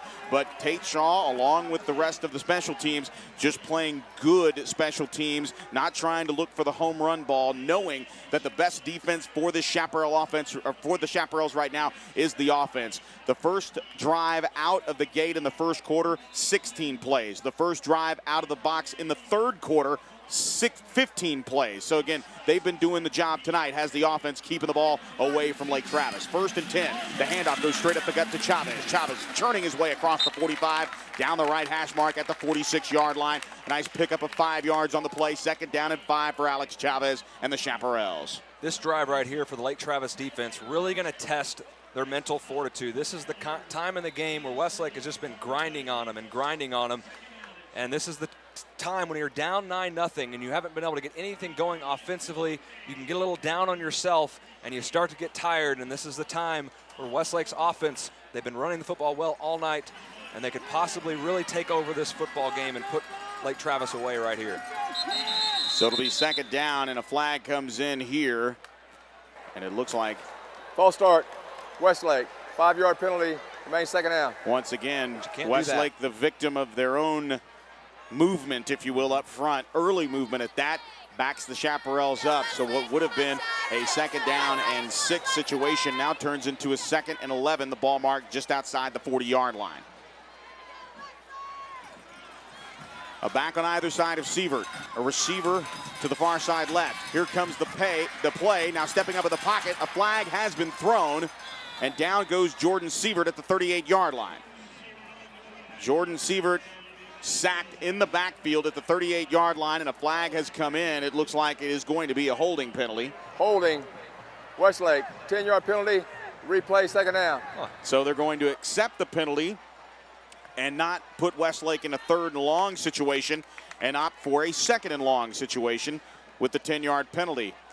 Yeah. Not too sure tonight if I would give Westlake the opportunity to run an extra play with only 2:19 to play in the 3rd quarter. Right now, time is of the essence, and right. Baker Mayfield, while a big play threat is there, it hasn't been in 2.5 quarters here, or I should say 2 and almost 3/4 of play. And you sacked Westlake for a loss. It would have been about a 3rd and 14 situation. Now you're looking at a 2nd and 21. We'll see how it pays off for the Lake Travis defense. Pistol to the left on 2nd and 21. Now looking, will have to roll to his near side. Jordan looking downfield, has a man, and that pass almost intercepted. He was looking here to the near side to Patrick Elliott, and Elliott had an angle. His receivers coach, Eric Lugo, looking him right in the grill saying, Patrick, get downfield.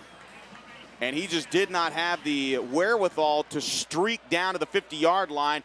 And Jordan firing it into traffic, and it's batted down, incomplete, 3rd and 21, the ball just outside the 31-yard line. When you see your quarterback sprinting out towards the sideline and you're heading to that same direction, you plant that foot and you head downfield like Coach Hugo wanted him to do there. On 3rd and 21, Jordan looking, firing over the middle. That pass caught by Rhodes. Rhodes spinning out of one tackler, and now grinding him to the ground is Zach Joyner, one of the gentlemen playing both sides of the ball, along with Brock Kenyon. So Joyner makes the stop on Rhodes on the completed pass, doesn't even get back to the original line of scrimmage, gets back to about the 38-yard line along the left hash, and it'll be punting time from Michael Barden once again, his 2nd punt of the night. Or check that, I should say it's his 3rd punt of the night. On 4th down, they rush the punter, but it is away. Michael gets it away, and calling for it to go away is the receiver, Luke Hutton. Hutton gives the signal to everybody get away, and he saw the ball hop right in front of him and just elected to pick it up and go down. Yeah, smart play there. Probably saved 5 to 10 yards. He just basically caught the ball while going to the ground so he wouldn't take a hit and risk a fumble. Good play there by Hutton, and Lake Travis got to find something here on offense. They just don't have that game breaker type of player that like a Sean Nixon or a Zach Austin. They got to find something here for this offense. And now just a sideline screen here to the near side, and Joyner is off to the races, to the 50, to the 45. And actually, check that, it's Foster. Foster with a huge catch. Nobody home as Foster just outran the coverage there, streaking down the sideline, and it is a 40-yard pickup just like that. Just a little flanker screen to the near side, and Foster fights off one block and takes it 40 yards. And now Dominic Packer trying to get to the outside, and he's hit out of bounds at the 31-yard line. Nice play on the far side by Tate Shaw, as Shaw and Cohen double up on Dominic Packer after he picks up positive yardage down inside the 31-yard line to the 30. It'll be an 8-yard pickup, 2nd down. Check that, a 7-yard pickup. It'll be 2nd down and 3. Once again, they run the flanker screen to the far side. This time Westlake's ready for it, but Foster steps out of a tackle again, picks up the 1st down inside the 25-yard line, down to the 24. Foster's helmet came off. He'll have to leave the field for a play, but after 40 yards on 1st down on the flanker screen, they try to run it to the short side of the field, and he picks up the 1st down. Inside the 25-yard line, Foster leaves the field. 2 wide receivers here to the near side left. 1 to the far side right at the 25-yard line along the right hash. Out of the gun, here's Mayfield. Here comes the pressure. Rolling right, looking downfield, and he's forced out of bounds behind the line of scrimmage, and a flag's going to be thrown. And this is going to be against Westlake.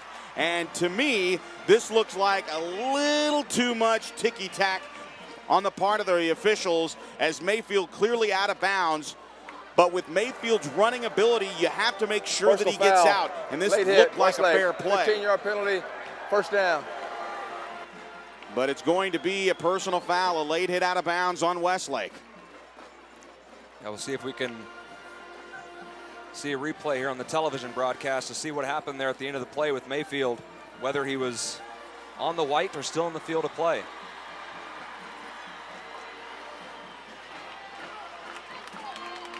.26 seconds left here in the 3rd quarter, and after the 15-yard penalty, Mayfield will scrimmage on 1st and 10, just outside the 12-yard line. And now the officials trying to get everything situated here. Kind of an interesting call on the far side. A late hit out of bounds, personal foul. Sets up Lake Travis inside the red zone from the Chaparral 12-yard line. Back to passes Mayfield, fires over the middle. That pass is batted down again. Incomplete pass. And this time, a nice play by the young man who gets an opportunity to start, sometimes to back up, and when it's Carson Spencer Carson Spencer has 3 picks. This time he's the 3rd guy in the defensive secondary to bat down a pass tonight. A huge one there, and it's 2nd down and 10. They send Packer in motion here to the near side. Here comes the pressure. Now Mayfield steps up, fires towards the end zone, and it's a touchdown. The pass caught in the back of the end zone, and it's Foster.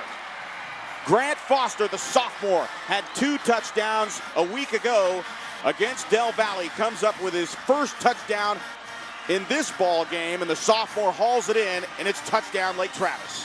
Grant Foster, just an absolute playmaker. We talked about him in the first half. The sophomore just making plays for this Lake Travis offense. He had the 2 big catches earlier on the drive and 1 mental breakdown on the 40-yard completion. A mental breakdown by one of the Westlake cornerbacks, cutting inside and missing a tackle.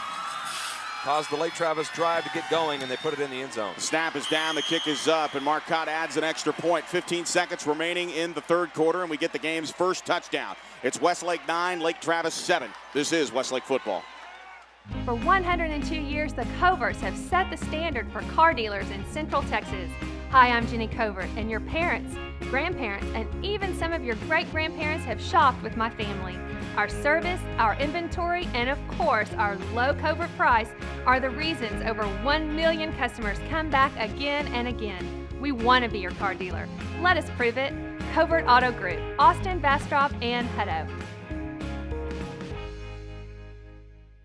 The Steam Team, your #1 choice for cleaning residential and commercial carpet, tile, and wood flooring, upholstery, air ducts, and more, including 24-hour emergency water and fire damage restoration. The Steam Team is an Austin original, locally owned and operated since 1983. All employees are trained and certified by the Institute of Inspection, Cleaning, and Restoration. We guarantee our services and will do whatever it takes to please our customers. Call 451-TEAM or online at thesteamteam.com. The Salon at the Domain scoring drive for the Lake Travis Cavaliers as they get into the end zone on a 12-yard touchdown pass from Baker Mayfield to Grant Foster. Foster's 4th touchdown catch of the season, the 23rd touchdown toss for the Lake Travis Cavaliers. At 9-7 your score, Westlake leading by a field goal. Marcotte to kick it off from right to left here. And it'll drive the Westlake up back into the deep receiver back into the end zone. And kneeling on it is Tate Shaw. The Salon at the Domain scoring drive, 6 plays, 77 yards, 50 seconds off the clock and a 12-yard touchdown pass. 12-yard touchdown pass from Baker Mayfield to Grant Foster.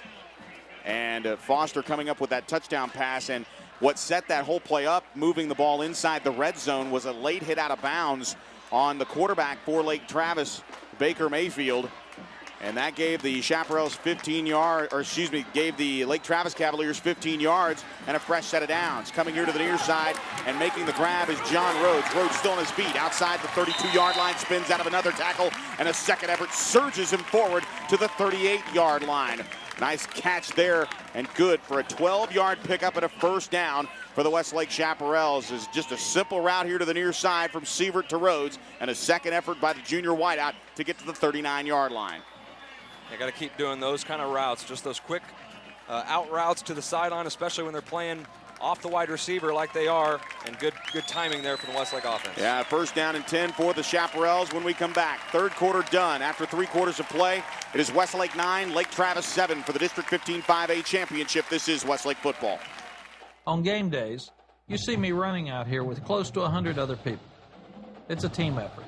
It takes all of us to make UT football a success. It's a lot like you and your finances.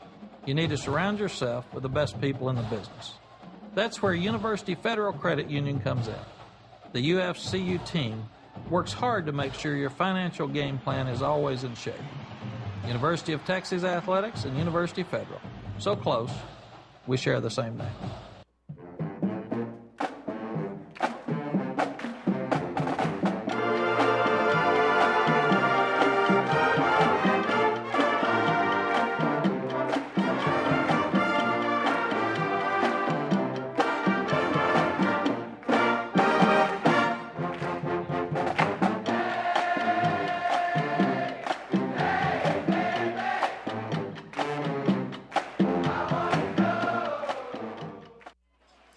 And we welcome you back. Our full stadium shot there as we begin the fourth quarter of play. Ted Woolman, the associate head coach and offensive line coach, talking to his, as Abe Garcia likes to call them, big nasties. Westlake takes the field on 1st down and 10. They will move right to left. No win to speak of, but they have the lead. 12 minutes to play for the District 15 5A championship and the first win for Westlake over Lake Travis in 4 years. A pistol formation to the right with 2 wide receivers. They run the ball straight up the gut, and down goes the ball carrier, and it's Hunter Stroiling again making the hit in the backfield, and it's a loss of 1 yard on the play. 2nd down and 11. Yeah, and I'm going to want to run away from Hunter Stroiling. He's been all over the field tonight. Definitely their star player on defense. He just, you just see the speed from Hunter Stroiling. He flies all over the field. It'll be 2nd down and 11. 2 wide receivers here to the near side left, 1 to the far side right. A back on either side of Jordan Sievert. 30 seconds into the final quarter of play. Here comes the rush, stepping out of the pocket, now rolling right and looking right, and that pass is incomplete as down goes Jordan Sievert at the 25-yard line, intended on the far side for John Rhodes. And coming up lame on that play is Zach Davies, the defensive tackle. He will have to leave the field, and he is hobbling on that right leg. So another 3rd down opportunity here for Westlake, and a big one. Lake Travis with a little bit of momentum coming off that scoring drive, and checking into the ball game for the Chaparrals is Josh Latham. Brandon Box quiet in the second half after the first half riddled with a few catches. They line up as a trio here to the near side left of receivers. On 3rd down and 11, out of the gun. Stepping up is Jordan Sievert, fires across the middle. That pass caught at the 45-yard line. Trying to get to the second level and does. 1st down yardage and more. And just as I say it, Brandon Box comes up with a huge catch on 3rd down and 11. Inside the 36-yard line, down to the Lake Travis 35. 1st down Westlake. Brandon Box, just an experienced receiver.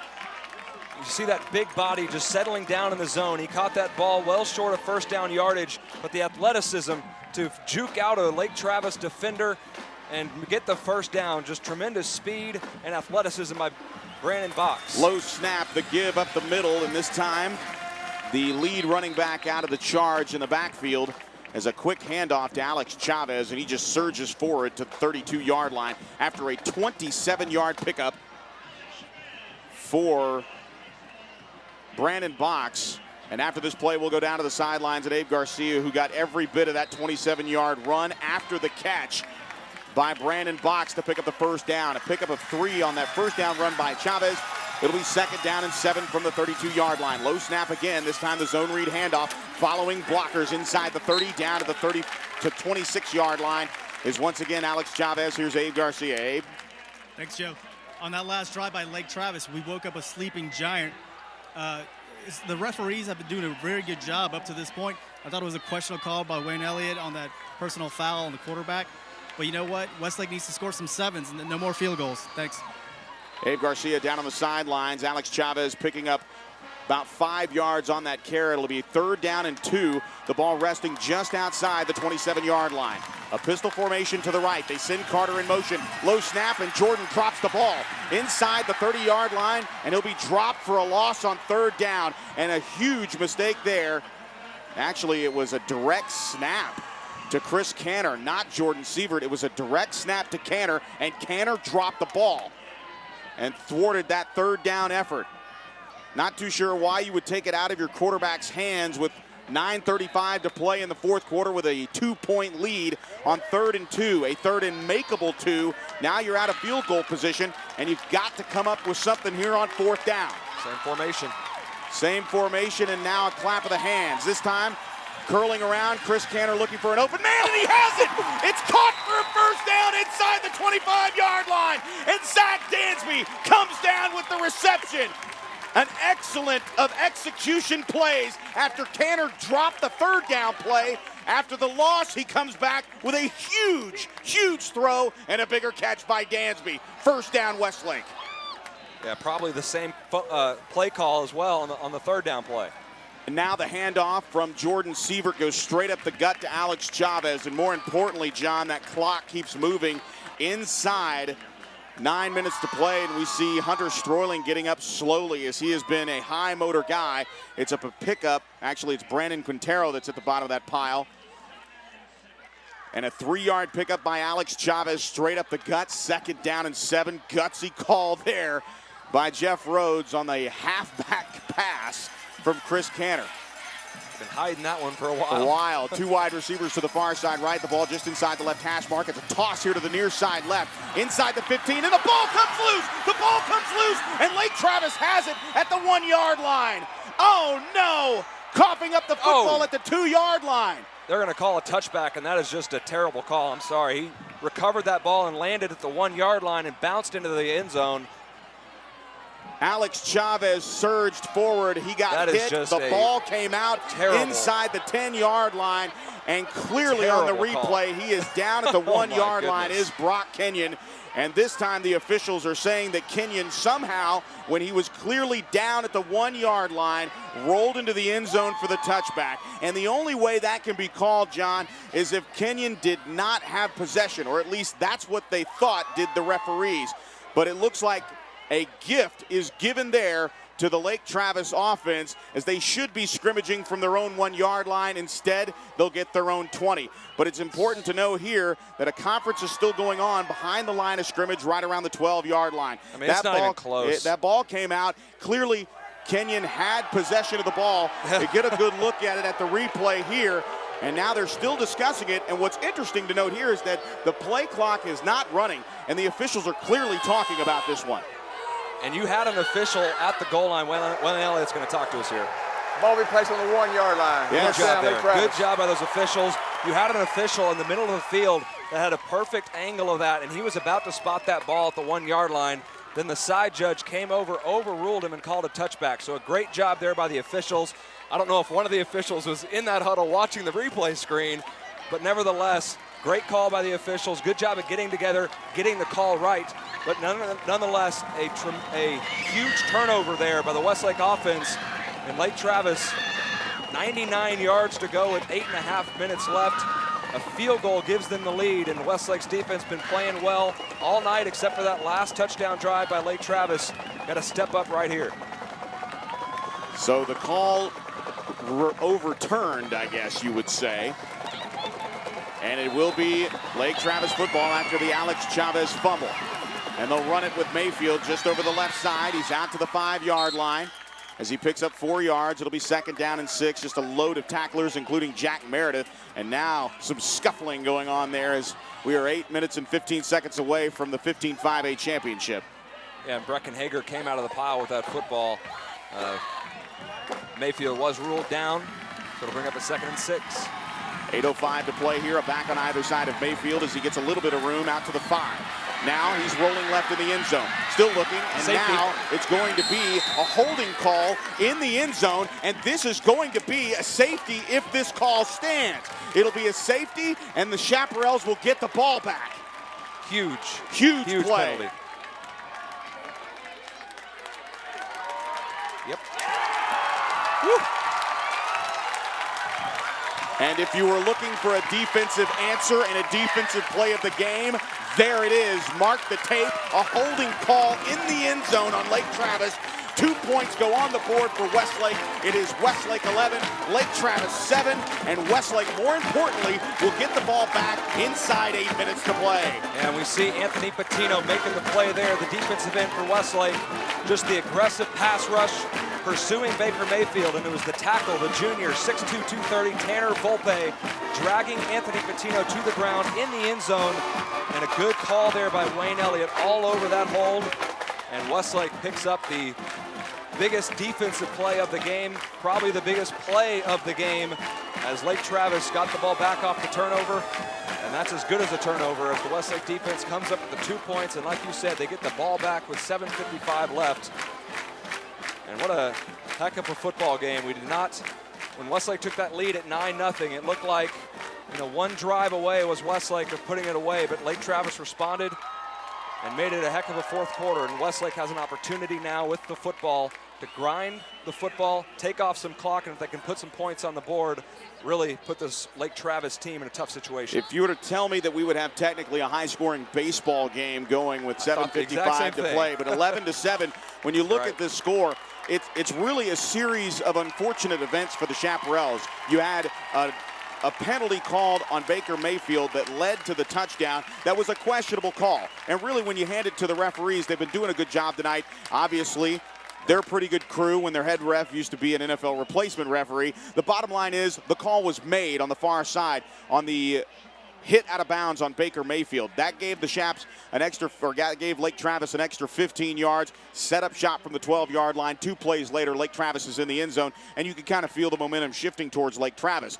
Westlake conversely gets the ball back up by 2. They start driving. A big catch, 27 yards for Brandon Box. That got the momentum going in the way of the Chaparrals. A big handoff to Alex Chavez. Chavez unfortunately coughing up the football, but the biggest play of the night, not necessarily the holding in the end zone right now, John, but it's the ability for the referees to meet at midfield and talk about it. And now the kickoff is going to be punted.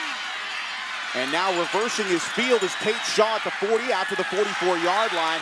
Not too sure what the effort there was. Perhaps maybe to get Westlake a short field. Hopefully they score quickly so Lake Travis can get the ball back. It is a one-possession game, John, but that call right there, not too sure why you wouldn't try to kick it deep. But it's kind of like a goal kick in soccer. They just opted to punt it as a kickoff to give Westlake the short field and possibly a quick score so they can get the ball back. And a big drive here for Westlake, and even bigger drive for the Lake Travis defense here. Got to stand tall. You know that Westlake's going to come out running the football. Now the handoff will go here to the near side. Carter trying to turn the corner, and does after actually Alex Chavez still on his feet at the 50 as he rumbles out of not one but 2 tackles inside the 45 down to the 43-yard line. What a second burst of energy as Chavez was clearly going to be tackled to the turf at the 48-yard line. He surges forward for an extra 6 yards at the end of this run. This is just the want to that we've seen from Westlake. They've had more want to in this game than Lake Travis has, and it was Luke Hutton, the outside linebacker, that missed the tackle on Alex Chavez. Just a great effort run right there by the running back. 2 wide receivers to the far side right again. The handoff will go straight up the gut. Spinning his way inside the 35-yard line down to the 32 is Keith Carter. And it's really been a 1-2 punch all night long for the Chaparral running game. And hats off to the offensive line because the holes haven't been big, but they've been using a tough workman-style approach when running the football between the guards and tackles. And when you're able to move the ball like this and you're in this type of situation in the fourth quarter, ball security is the most important thing. First downs are great, gaining yardage is great, but if you fumble that football, that's the worst thing that you can possibly do. So hold on to that football, 2 hands on the ball at all times. This time, once again, on 2nd down and 2, the handoff will go here to the near side, and it's a first down run for Keith Carter. And on senior night, Carter turning in yeoman effort as he picks up the first down. The line of scrimmage now, the Lake Travis 31-yard line as we move inside 7 minutes to play. It's a 4-point lead for the Westlake Chaparrals. They had a 2-point lead. They turned the ball over inside the 5-yard line. And a holding call in the end zone on Lake Travis's offense results in a safety. They get another 2 points and the football back inside 8 minutes to play. Now we're inside 6.5 minutes to play in the fourth quarter. Westlake driving just outside the Lake Travis 30-yard line. First down and 10. The handoff going to Carter. Carter straight up the gut as he busts his way inside the 30 down to the 29-yard line. Let's go down to the sidelines at Abe Garcia. Joe, it's kind of funny. John mentioned, the want to and the go how.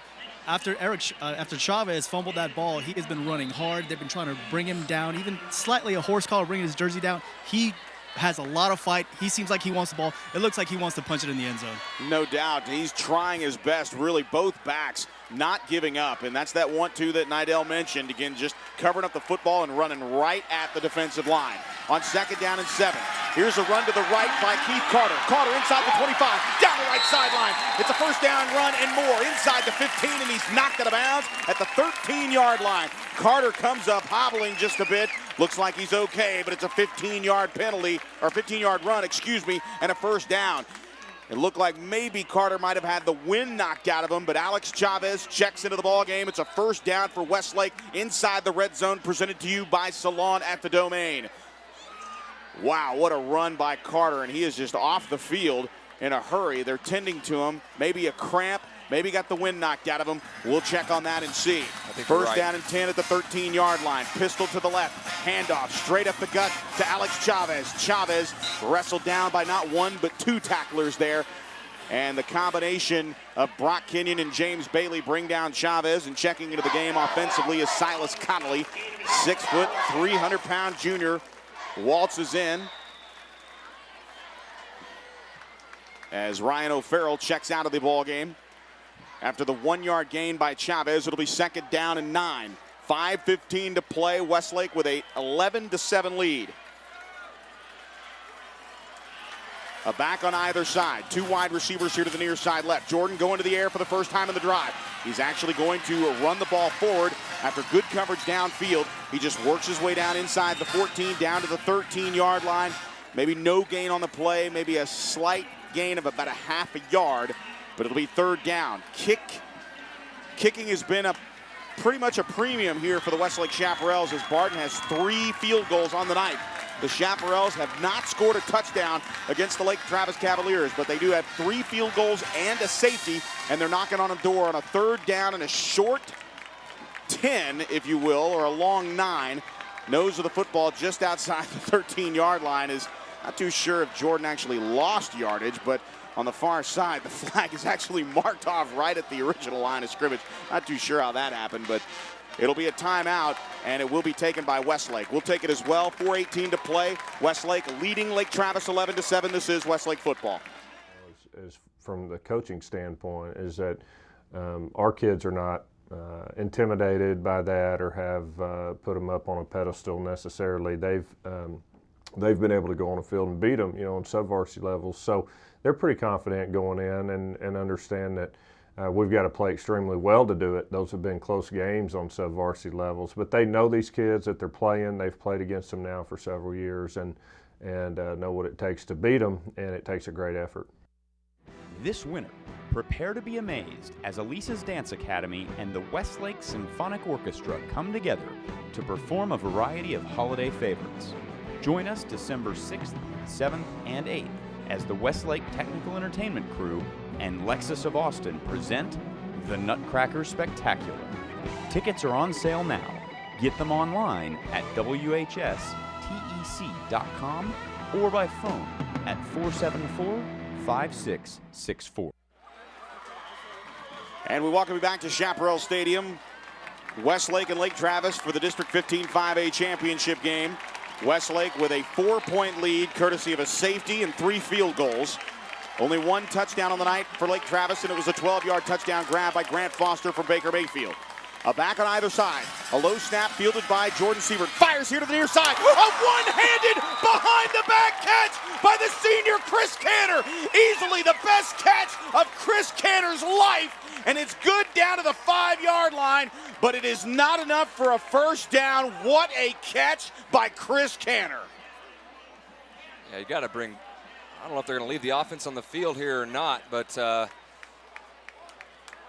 the nose of the football is at the 5-yard line, and to me, John, that's a bad spot. He's out at the 4, which would be the first down. But loading it up on 4th down and a long one. Power I look, and a give. And surging towards the line of scrimmage, and Lake Travis turns Westlake away. And with 4:06 to play, the Chaparrals go for it on 4th down. They do not elect to put points on the board, which would have made this a touchdown difference, and it would have been a touchdown and an extra point. But with 4:06, you just gave the ball back to Lake Travis. Well, a turnover on downs, and Westlake will give the ball to Lake Travis on their own 5-yard line. If nothing else, it shows the confidence that this coaching staff has in the defense.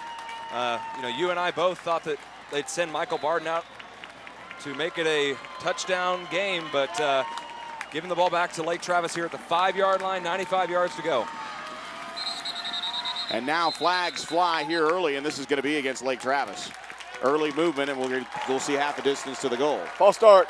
Lake Travis, half the distance, remains first down. So it'll be first down, and the ball moves back to the 2.5-yard line. That brings the end zone in play again on a passing situation. Those rushers will be right around the goal line and just inside the end zone. So the Lake Travis offensive line needs to be sure to keep your hands on the inside of the shoulder pads of the Westlake defenders. Do not hold in this situation.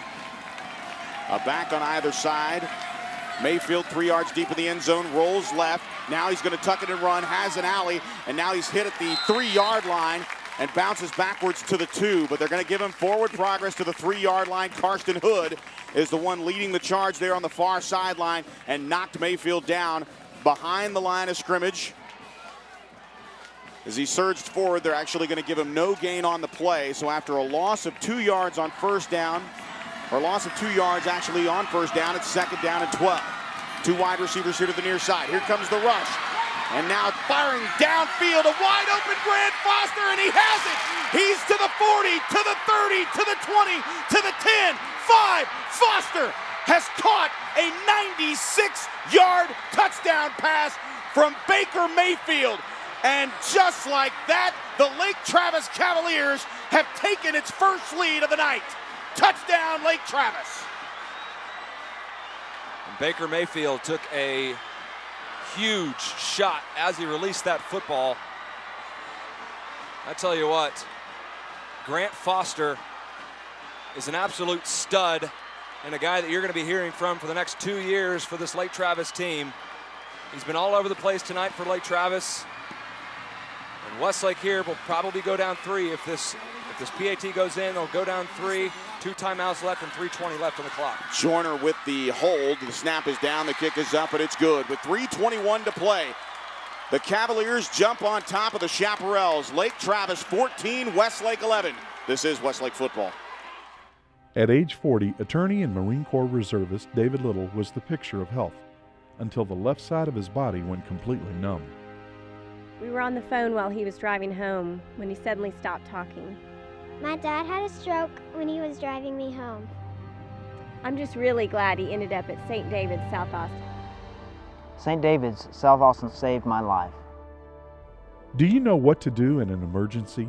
Visit stdavids.com to learn more. This winter, prepare to be amazed as Elisa's Dance Academy and the Westlake Symphonic Orchestra come together to perform a variety of holiday favorites. Join us December 6th, 7th, and 8th as the Westlake Technical Entertainment Crew and Lexus of Austin present the Nutcracker Spectacular. Tickets are on sale now. Get them online at WHSTEC.com or by phone at 474-5664. A 96-yard touchdown pass from Baker Mayfield to Grant Foster, 96 yards to the house in 3 plays. The Salon at the Domain scoring drive took 45 seconds, and right now it's the drive of the game and the pass of Baker Mayfield's career when it comes to his effort against Westlake. And right now, Lake Travis with a 3-point lead. A line drive kick will be fielded at the 12-yard line on the far side of the field to the 20. Out to the 25 to the 30-yard line, and Westlake will set up shop there after Derek Cohen advances the ball out to the 30-yard line. In fact, they're going to give him the benefit of the doubt. They're going to take it to about the 31-yard line. Make that the 32-yard line as now the officials get everything set. And once again, we sit here and wonder why Westlake opted to go for it on 4th down instead of putting points on the board. No matter, you're down 3 with the football, 3 minutes to go at home. Now Jordan Sievert rolling here to the near side, and he's brought down behind the line of scrimmage, and a huge play there by Quintero. Quintero bringing down Jordan Sievert, and it's a sack back to the 25-yard line. And make it actually, they're going to say he was down at the 27-yard line officially, as Jordan jumps back up, but a loss on the play, and it's 2nd and long for Westlake. 3 wide receivers to the far side right, 1 here to the near side left, inside, 3 minutes to play. On 2nd and 15 after the loss of 5. Jordan looking, still looking, fires to the far sideline. That pass is caught for a first down. What a pass there as he just lobbed it, did Sievert, and Patrick Elliott came down with it, and it's a first down. Westlake, and cheers start coming up from the Westlake faithful. Your heart starts to beat a little faster when you get into a 2nd and 15 at the beginning of what you hope is a game-winning drive, and to be able to convert on that 2nd and 15, you got plenty of time on the clock with 2 timeouts, 2:36 left, and you have it at your own 44. 17 yards on the pickup here. Sievert to pass, has time, fires to the far side, and that pass is caught at the 48-yard line. Trying to get down is the receiver as John Rhodes tries to spin out of one tackle, but it's good for a good pickup there out to the 49-yard line. So it's a 5-yard pickup as Latham checks into the ball game. Chavez checks out.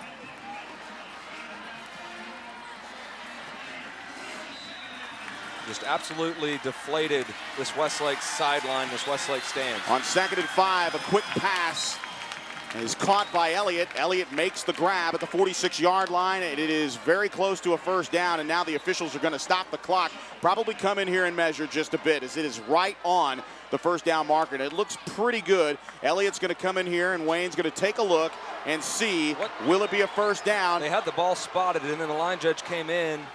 And it is going to be and 3rd and short. It backwards, so that's going to be 3rd and short. 3rd and short, the nose of the football, just outside the 30 or the 46-yard line. They need the 46, and it's 3rd and 1. 4-down territory, no doubt, as you're inside 2 minutes to play. Westlake has 2 timeouts left in this half. No need to do anything cute here. Just get Jordan under center, and they're going to toss it to the far side. Trying to make a move towards the first down. Surging forward, and the Chaparrals pick up the first down. The ball came out at the end of that run by Alex Chavez, but he was clearly down. Chavez gets to the 45-yard line. The clock will stop with 95 seconds to play in the half, and it's a first down for Westlake. Once they get the ball spotted on the right hash, John Rhodes checking in as a receiver to the far side right. Elliott and Box lined up here to the near side left. With 1 minute and 30 seconds remaining, and the Chaparrals trail by 3. Back to pass to Sievert. Fires up in the middle, and that pass caught for a first down at the 31-yard line. And John Rhodes comes down with it, and it's another first down grab for John Rhodes. 1st and 10 Westlake as the Chaps move down the field on the 2-minute drill. Latham in, Chavez out, and the ball resting at the 31-yard line. Clutch play there by John Rhodes. A bit of a high throw, and that's easy sometimes to get that ball popped off your hands, and would have gone into the hands of a Lake Travis defender. Big catch there by Rhodes. Get another first down. Here to the near side. That pass caught at the 28-yard line. Now diving forward to the 25 after making the grab is John Rhodes, and he's become the receiver of record. Timeout. Westlake will take it as well. 1:05 to play. Don't go anywhere. This is Westlake football. For 102 years, the Coverts have set the standard for car dealers in Central Texas. Hi, I'm Jenny Covert, and your parents, grandparents, and even some of your great-grandparents have shopped with my family. Our service, our inventory, and of course, our low Covert price are the reasons over 1 million customers come back again and again. We want to be your car dealer. Let us prove it. Covert Auto Group, Austin, Bastrop, and Hutto. On game days, you see me running out here with close to 100 other people. It's a team effort. It takes all of us to make UT football a success. It's a lot like you and your finances. You need to surround yourself with the best people in the business. That's where University Federal Credit Union comes in. The UFCU team works hard to make sure your financial game plan is always in shape.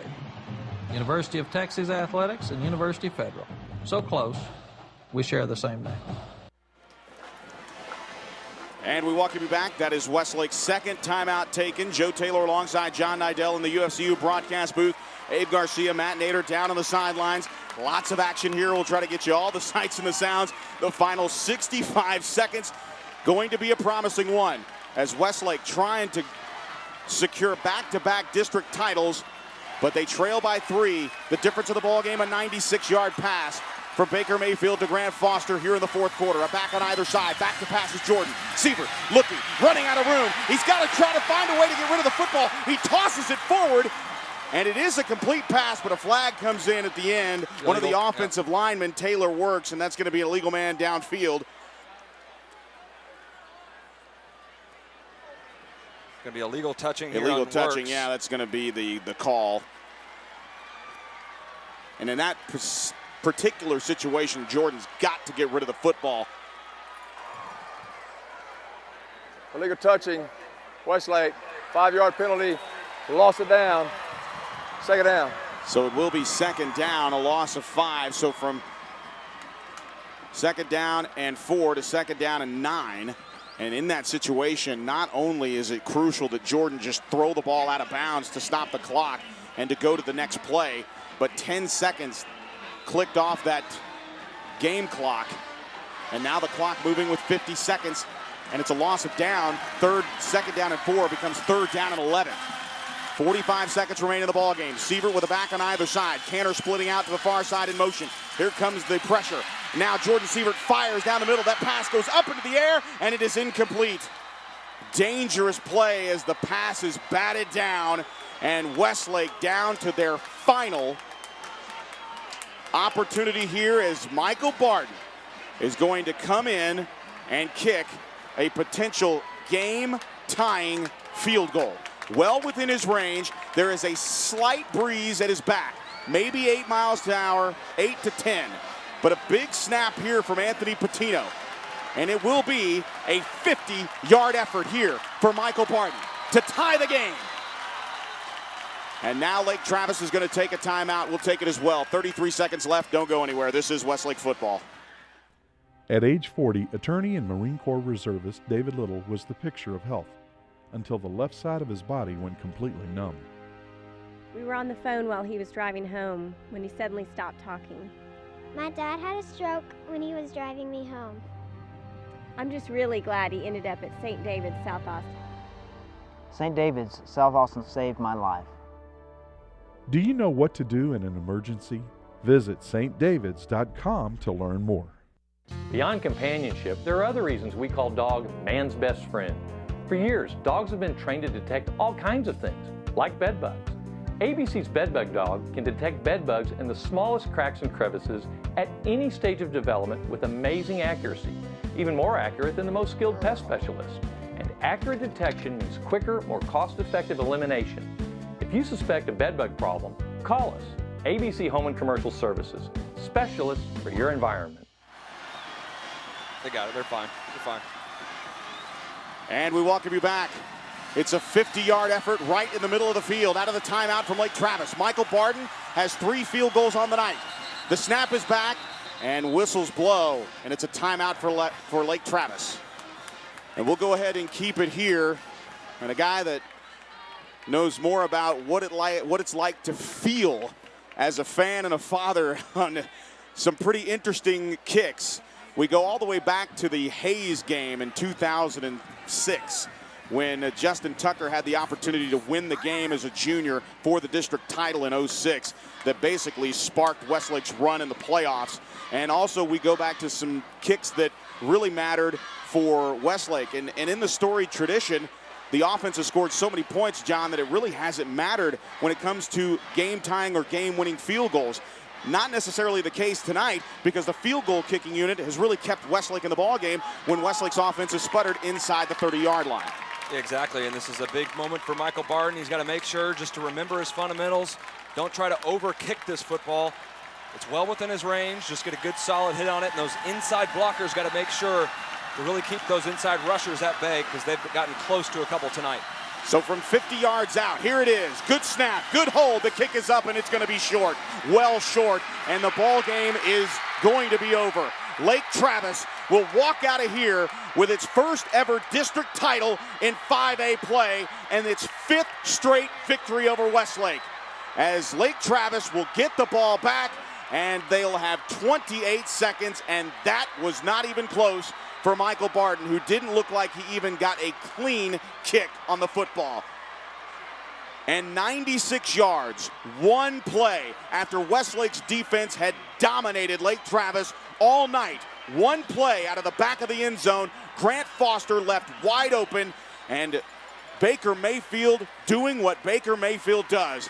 Finding an open receiver and hitting him 96 yards later, and Lake Travis is going to walk out of here with a 3-point win. Yeah, it was really 2 defensive breakdowns. Obviously the one on the 96-yard touchdown pass to Foster, but also on the other scoring drive, that 40-yard completion.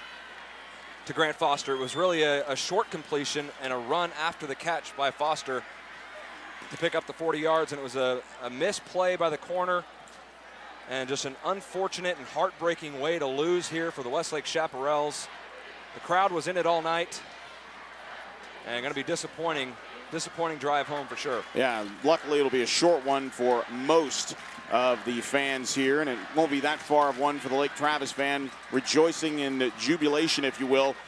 And there are going to be some answering from not only the Westlake players but also the Westlake coaches, as 4th and 1 inside the 10-yard line. You could have put points on the board. Instead, you elect to give the ball back to Lake Travis with just over 4 minutes to play. And now with 21 seconds, Westlake has taken its final timeout.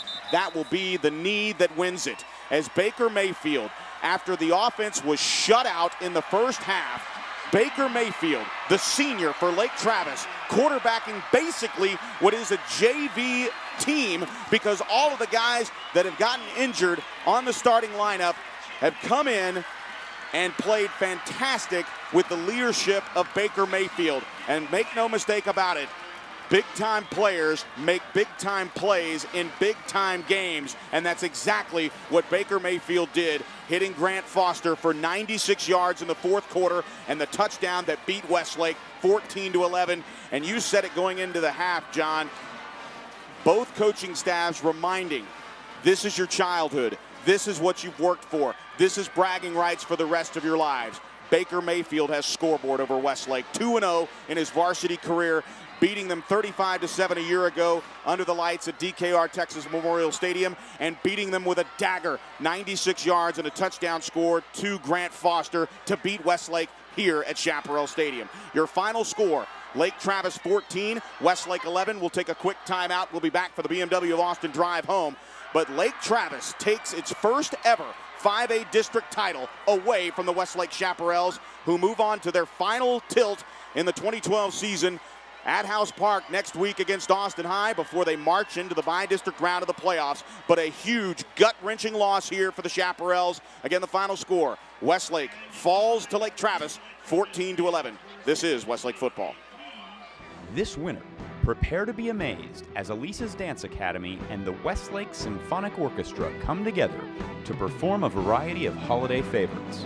Join us December 6th, 7th, and 8th as the Westlake Technical Entertainment Crew and Lexus of Austin present the Nutcracker Spectacular.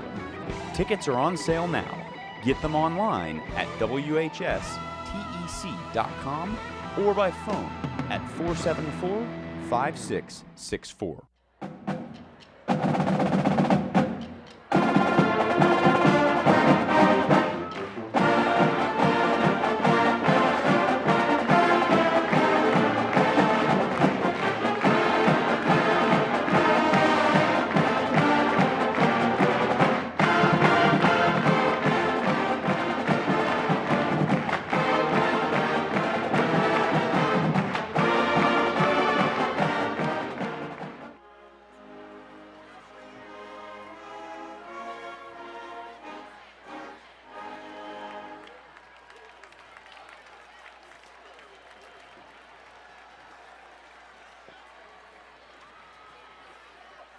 We welcome you back to live coverage of Westlake football here live from the UFCU broadcast booth. Again, the final score, 14-11, Lake Travis defeating Westlake. As you can see down on the field, Darren Allman addressing his troops, disappointment on the faces of all of the Westlake Chaparrals as they know that they had this game won, and the critics will be out. And you really can't take anything away from the Westlake defense. This is one of the most high-powered offenses in Central Texas, and now because they're in 5A classification, they are considered one of the top teams in the state, even though this is their first year in 5A. And of course, we welcome all of you back to our radio coverage and our television coverage. Joe Taylor alongside John Nidell, Matt Nader, and Abe Garcia await the thoughts of what no doubt will be a tough interview with Darren Allman. But it's up to him right now to keep his team's head up, because this is not the end of the season. They still have one more game to play, and it's against rival Austin High at House Park a week from tonight. 7 o'clock for the pregame show, 7:30 for the kick. We'll be on AM 1300 The Zone, and of course on WestlakeNation.com and on our Shap app, the Westlake Shap app provided to you by us. Just go to the App Store on your Apple device, download the Westlake Shap app, and you can follow us on Facebook and Twitter, at Westlake Sports on Twitter and Facebook.com/Westlake Sports. Again, a downer note here for the Westlake Chaparrals, as one of our colleagues here in the booth said, literally stole defeat from the jaws of victory, and that's exactly a great way to put it when you think about it, because the critics are going to be rampant. They're going to ask, why did Westlake not kick a gimme field goal inside the 12-yard line in the fourth quarter with 4 minutes to play? I understand that you've been running rickshaw all over the Lake Travis defense with your running game. Yes, it was rugged. Yes, it was an opportunity to drive the ball inside the red zone and probably come away with what would have been a game-sealing touchdown score. But you had an opportunity to put points on the board and make it a two-score affair, or excuse me, make it a one-score affair where Lake Travis would have to drive the length of the field and score 7 to tie the ball game, 8 to beat you. And I know that's going to be a question that is going to come up all week long leading up to Lake Travis, but let's go right down to the field. Matt Nader is with Darren Allman. Matt? Coach Allman, tough loss, a heartbreaking loss against a tough team. Still going to go to the playoffs. What do we need to say to the team going into Austin High and then going into playoffs? Well, we'll have another team next week coming real quick that's going to want to beat us too, and we don't have time to pout around for too long. They're hurting right now. They realize that we should have won that game. We let it slip away there in the end, but like I told them, give credit to Lake Travis. They make plays. They made the plays late in the game when they had to, and we didn't. And that's two good football teams that battled to the end, and I'm proud of them. I'm very proud of the way they battled tonight, and we're real close. They were banged up a little bit, so were we. But we're going to be okay. I'm proud of the way our defense played. I'm proud of the way we ran the football, and we threw the ball pretty well most of the night. And they just got away right there at the end on a scramble. Quarterback took off scrambling, and we lost the receiver down the sideline, and that was a big momentum switch. But we kept fighting. We were, down to the last play, really. We had a chance to kick a field goal there and tie it and go into overtime. And they made it, again, credit them for making good plays. They got a good rush on the kick. And we just didn't make the play at the end. But we've got a good football team. We'll continue to get better, and we'll finish right next week with district play. And we're going to the playoffs, and hopefully we'll meet these guys again about 4 weeks from now if everybody takes care of business. Yes, sir. We'll know you're about back. Okay, thanks. The thoughts of head coach Darren Allman. We welcome you back inside the UFCU broadcast booth. Joe Taylor alongside John Nidell. And, of course, our thanks to everybody. Abe Garcia, Matt Nader, of course, down on the sidelines. And our thanks to the Shaps TV crew, the young folks bringing you the sights and sounds of the District 15 5A championship game. You can watch this game in its entirety on Sunday morning at 9 a.m.